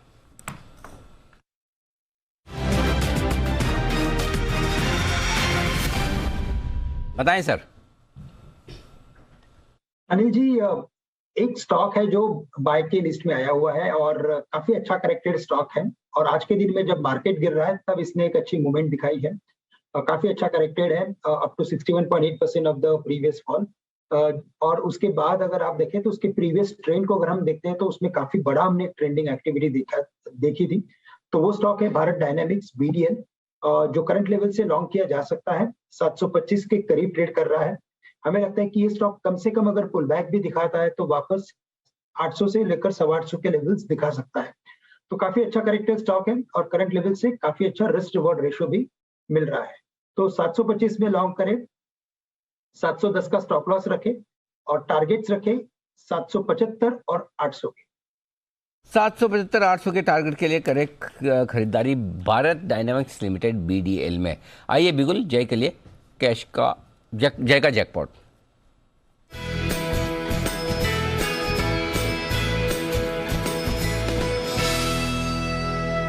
जय जी बताइए। यानी जी बैंक ऑफ बड़ौदा का आप एट द मनी स्ट्राइक का पुट ऑप्शन खरीदे 4 रुपए 25 पैसे में, यानी कि 105 के स्ट्राइक का पुट ऑप्शन खरीदे 4.25 में। बॉब का पुट ऑप्शन है। यहाँ पे आपको स्टॉप लॉस एनर्जी प्लेस करना होगा 2.8 पर। सो 4.25 पर खरीदे, 2.8 पर आप स्टॉप लॉस लगाए। पहला टारगेट आपका 7.4 रहेगा and second target will be 9। So almost energy double से भी ज़्यादा है, बिकॉज डबल होगा करीब 8.5 पर। बट बॉब में जो हिसाब से आज के ट्रेडिंग सेशन में ब्रेक डाउन देखने को मिला क्लियरली आई थिंक दैट इसमें हमें लगभग 100 से लेके 90 तक का फॉल इमीडिएटली देखने मिल सकता है। इनफैक्ट इसका एक एनर्जी गैप है 100 रुपये से लेकर 99 के आसपास का, वो गैप पहले फिलअप होगा, ऐसा मुझे ऐसा लग रहा है। And thereafter you can take a pause. 105 रुपये वाला पुट ऑप्शन खरीदे बैंक ऑफ बड़ौदा का, आप ये कहना है 4.25 में लीजिए, 2.80 का स्टॉप लॉस, 7.40। एक तो लेवल ऐसे देते हैं जय की है ना, याद रखने भारी काम है, मुश्किल हो जाता है काम है। लेकिन जय का सुबह का ऑप्शन कमाल करता हुआ दिखा, मिनटों घंटों का काम मिनटों में, मिनटों का काम चुटकियों में। जय के टारगेट सारे हासिल हुए सुबह वाले कॉल ऑप्शन में, क्या गजब भागा है, और प्रॉफिट बुक करने की राय भी दे दी थी आपको जय ने। तो ये आपके लिए दूसरा ऑप्शन बीओबी का। अच्छा, हिमांशु जी तैयार हैं, एक बिना बिगुल वाला कॉल उनकी तरफ से भी। हिमांशु जी बताएं सर। अनिल जी, मुझे लगता है कि जो बाजार की क्लोजिंग है वो काफी वीक हो रही है, स्पेशली निफ्टी बैंक की, और मेरा ऐसा मानना है कि कल के सेशन में 34,800 तक के लेवल्स निफ्टी बैंक में स्पॉट में आते हुए नजर आ सकते हैं। तो अनिल जी, मुझे लगता है कि यहाँ पर 35,000 का पुट ऑप्शन हम खरीद के चलने की सलाह देंगे कल के लिए, 300 रुपए के स्टॉप लॉस के साथ। कल के लिए मेरा टारगेट 480 और 550 रुपए के 2 टारगेट्स रहेंगे। यहाँ पर बैंक निफ्टी के 35,000 के स्ट्राइक का पुट ऑप्शन खरीद के चलने की सलाह। बिना बिगुल के आपने कॉल दिया, अगर टारगेट हिट हो गया तो आप ही का माना जाएगा, और अगर टारगेट हिट नहीं हुआ, स्टॉप लॉस गलती से हो गया तो हिमांशु जी? तो अनिल जी जय का जय का क्यों? जय ने क्या बिगाड़ा है? नहीं बिगाड़ा नहीं अनिल जी, वही इस बेसिकली जो एक्सपर्टीज है इस एरिया की अनिल जी वो उन्हीं की है। अच्छा, बैंक निफ्टी में काफी कॉल देते हैं। मुझे लगा कि आपके जस्ट पहले जय ने कॉल दिया, टाइम कम बचा इसलिए हमने बिल्कुल नहीं बजाया, इसलिए इसके लिए जय जिम्मेदार है। चिंता न करें सर, न जय जिम्मेदार है न हम जिम्मेदार हैं, सिर्फ और सिर्फ आप ही जिम्मेदार हैं। ये हम कल सुनिश्चित कर देंगे टारगेट हिट होने के बाद। ये है हिमांशु जी की तरफ से 35,000 का पुट ऑप्शन खरीदारी करने की राय बैंक निफ्टी का 480 और 550 के टारगेट के लिए। स्टॉप लॉस भी बता दें सर, इसका स्टॉप लॉस नहीं बताया आपने। अनिल जी स्टॉप लॉस रहेगा इसमें 307 रुपए का, 307। Entry point Anil ji 370 380 current levels, दो एक ही मिनट बचे अनिल जी, 385 90 के करंट लेवल्स हैं। ओहो, एक ही मिनट बचा है, 1 मिनट बाद बाजार बंद हो जाएंगे। वाह, गुड न्यूज, इसी का तो इंतजार था। आज भी घंटे की मधुर आवाज ही रहेगी सर क्लोजिंग के लिए। घंटे की मधुर आवाज कैसे रहेगी दीप? एटलीस्ट बंद हो गए वो फाइनल क्लोजिंग ऐसा लग रहा है। बैंक निफ्टी तो लाल में ही बंद होगा, निफ्टी लगभग ऑलमोस्ट सपाटी बंद, 2-4-5 पॉइंट ऊपर नीचे ऐसा बंद होने वाला है। सेंसेक्स ग्रीन में बंद होना चाहिए थोड़ा सा, लेट्स सी बाकी तो क्या होता है। मजा नहीं आया आज। बिल्कुल सर, जब शुरुआत हुई थी तो बहुत ही अच्छी ब्रेथ के साथ हुई थी, और चुनिंदा स्टॉक्स थे नेगेटिव खुल रहे थे, उसके सामने देखिए तो ब्रेथ भी खराब हो गई है। सिर्फ 15 निफ्टी स्टॉक्स जो पॉजिटिव क्लोज हो रहे हैं, बाकी सारे नेगेटिव। टेक महिंद्रा आज का टॉप गेनर, 4% की तेजी, इन्फोसिस, HCL टेक, विप्रो का सहारा। हीरो मोटोकॉर्प में थोड़ी खरीदारी थी, बजाज ऑटो, TCS और ITC पर उसके सामने इंडसइंड बैंक, ब्रिटानिया, टाटा कंज्यूमर, अल्ट्राटेक, आइशर, रिलायंस इंडस्ट्रीज, टाइटन, सिप्ला, ग्रासिम, एक्सिस बैंक, कोल इंडिया, बजाज फाइनेंस, HUL, ये सारे के सारे काउंटर्स में बड़ी गिरावट आपने बनती हुई देखी। वायदा कारोबार में भी ऐसा ही एक्शन रहा। इंटेलेक्ट नतीजे आए, 10% का सीधा निचला सर्किट इस पर लगाए। Godrej properties, Canfin homes, Deepak nitrite, MCX, Muthoot, bank of Baroda, AB capital, first source नतीजों के बाद, एक्साइड नतीजों के बाद, भी फैसिलिटी होनी चाहिए बंसल जी की तरह। क्या नोटा? हाँ, इस क्वार्टर हम रिजल्ट नहीं देंगे, है ना? सेबी से पूछना पड़ता कि जैसा इस बार मैं एग्जाम में नहीं बैठूंगा, मेरी पढ़ाई नहीं हुई ढंग से, ऐसा नहीं। क्यों बंसल जी? एक रोल ओवर अलाउड होना चाहिए। अनिल जी मैं को सुन के खुशी हुई अनिल जी कि नोटा का कॉपीराइट आपने मुझे दे दिया है। तो अनिल जी जो व्यक्ति अब नोटा यूज करेगा उसकी रॉयल्टी का कुछ अरेंजमेंट करना पड़ेगा कि वो मतलब कि ईमानदारी से पहुंच जाए। क्योंकि यहाँ पे अनिल जी बदमाशी बहुत हो रही है, जैसे हिमांशु जी गलत निकलेंगे तो वो जय उसकी भरपाई करेगा, तो जो नोटा यूज करे अनिल जी वो अपनी रॉयल्टी दे दे। बिल्कुल ठीक बात है। ये कानून अनिल जी आपने बनाया है तो आपको रॉयल्टी देने की जरूरत नहीं है, बट कुछ सिस्टम बना दे कि सबकी रॉयल्टी मिल जाए। कानून मैंने बनाया लेकिन मुझे जरूरत नहीं। ठीक बात है, मेरी तरफ से खुला छूट है, जो नोटा का इस्तेमाल करना चाहें भरपूर करें। कभी कभी ऐसा है कि कुछ नहीं करना भी कुछ करने से ज़्यादा इंपॉर्टेंट होता है इस मार्केट में। जब शांति से बैठें, जैन साहब हमारे बोलते हैं ना कि जब भी जैन साहब थोड़े सावधान होते हैं ना, मेरे समझ में आ जाता है कि अभी नोटा का इस्तेमाल भरपूर करने का वक्त आ गया है। बिल्कुल। आज है गुरुवार और गुरुवार को इंतज़ार होता है हमारे खास शो का, बात दुनिया की। ये एक ऐसा ग्लोबल शो है जिसमें किसी तरह की कोई डिबेट नहीं, कोई विश्लेषण नहीं, कोई आलतू फालतू की बात नहीं, सिर्फ और सिर्फ इन्फॉर्मेशन, और वो भी बेहद इंटरेस्टिंग तरीके से कि बस एक बार आपने शो शुरू किया पूरा देखे बगैर हटेंगे नहीं। तो शाम 4:26 पर देखिए बात दुनिया की, और अभी देखिए उसकी एक झलक। कहां तैयार हो रही है फ्लोटिंग सिटी, एक ऐसा म्यूजिकल इंस्ट्रूमेंट जो बिना छुए बजता है। सऊदी अरब का अजीबोगरीब फरमान, बालकनी पर कपड़े फैलाना हुआ मना। ड्रैगन की खतरनाक तैयारी से दहशत में दुनिया, और 35,000 फीट पर बैंड बाजा बारा।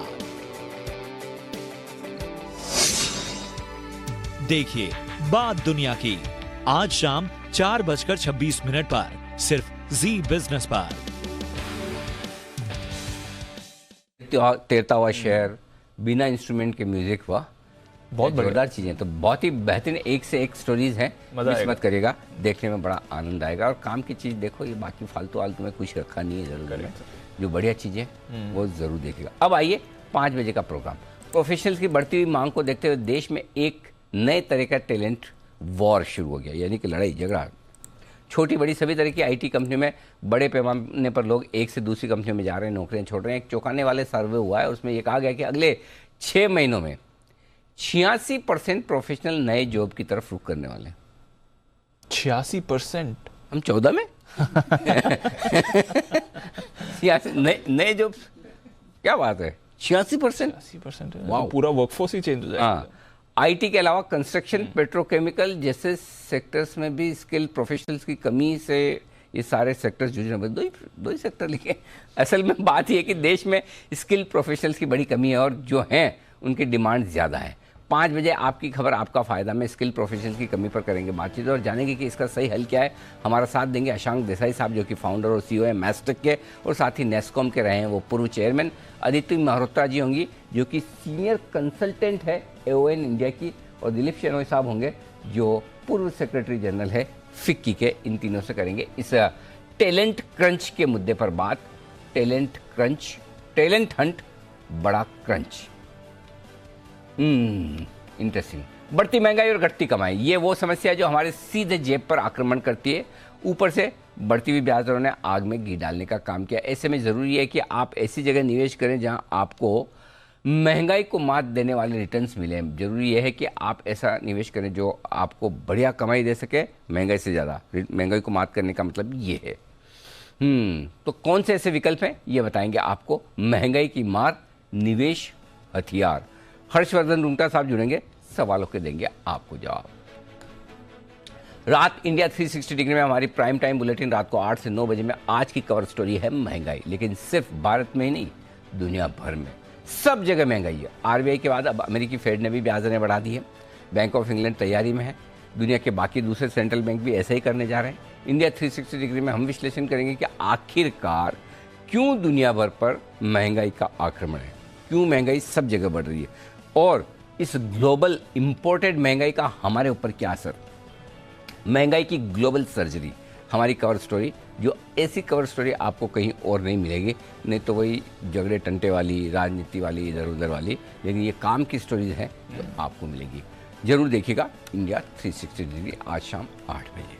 आइए, विदा लेने का वक्त है। विदा लेने के पहले फाइनल क्लोजिंग बताना जरूरी है। 5 पॉइंट ऊपर, जस्ट पॉजिटिव 5 पॉइंट ऊपर, यही कह रहे थे, 5 पॉइंट ऊपर नीचे 5 पॉइंट, तो एग्जैक्टली वहीं आया। 16,682 5 पॉइंट ऊपर, सेंसेक्स 33 पॉइंट ऊपर, और बैंक निफ्टी 32 पॉइंट 31 पॉइंट नीचे। घूम फिर के वहीं जहां हम थे कल इसी वक्त 3:30 बजे। एग्जैक्टली पूरा एक दिन वेस्ट कर दिया हमने। 3:30 बजे से 3:30 बजे वहीं के वहीं है। चलिए, विदा लेने का वक्त है। वेस्ट नहीं किया, इन्वेस्ट किया है, और आप सब लोगों से मुलाकात की, आप तो सब लोगों से ज्ञान लिया, और अपनी ज्ञान देने के लिए, अपनी सेवाएं और समय देने के लिए वागले साहब से लेकर कुणाल जी, राकेश जी, सुमित जी, जय ठक्कर साहब और श्रीकांत जी, हिमांशु जी, हाँ आपका भी नंबर आ रहा है। हिमांशु जी पहले हाँ कर दिया। हिमांशु जी वेट कर, क्रम में आ रहा हूँ मैं आपके पास। हिमांशु जी आपका भी शुक्रिया, और साथ ही साथ जैन साहब का भी बहुत बहुत शुक्रिया आज हमारे लिए समय देने के लिए। चलो, कल सुबह आप सबसे फिर होगी मुलाकात। फ्राइडे आ गया, फ्राइडे आ गया। वाह जैन साहब, कल फ्राइडे। बिल्कुल सर, कुछ कर ले सर कल। हाँ, मस्ती की पाठशाला। हाँ, शो करेंगे कल। ओके एक्चुअली इस बार है ना वो मंगलवार की छुट्टी आई तो एकदम ऐसा लग ही नहीं रहा, फ्राइडे वाली फीलिंग ही नहीं आ रही, थकान कम आ रही है, ऐसा लग नहीं रहा कि फ्राइडे आ गया। तो कल सुबह आप सबसे फिर होगी मुलाकात, मुझे दीप को इजाज़त दीजिए।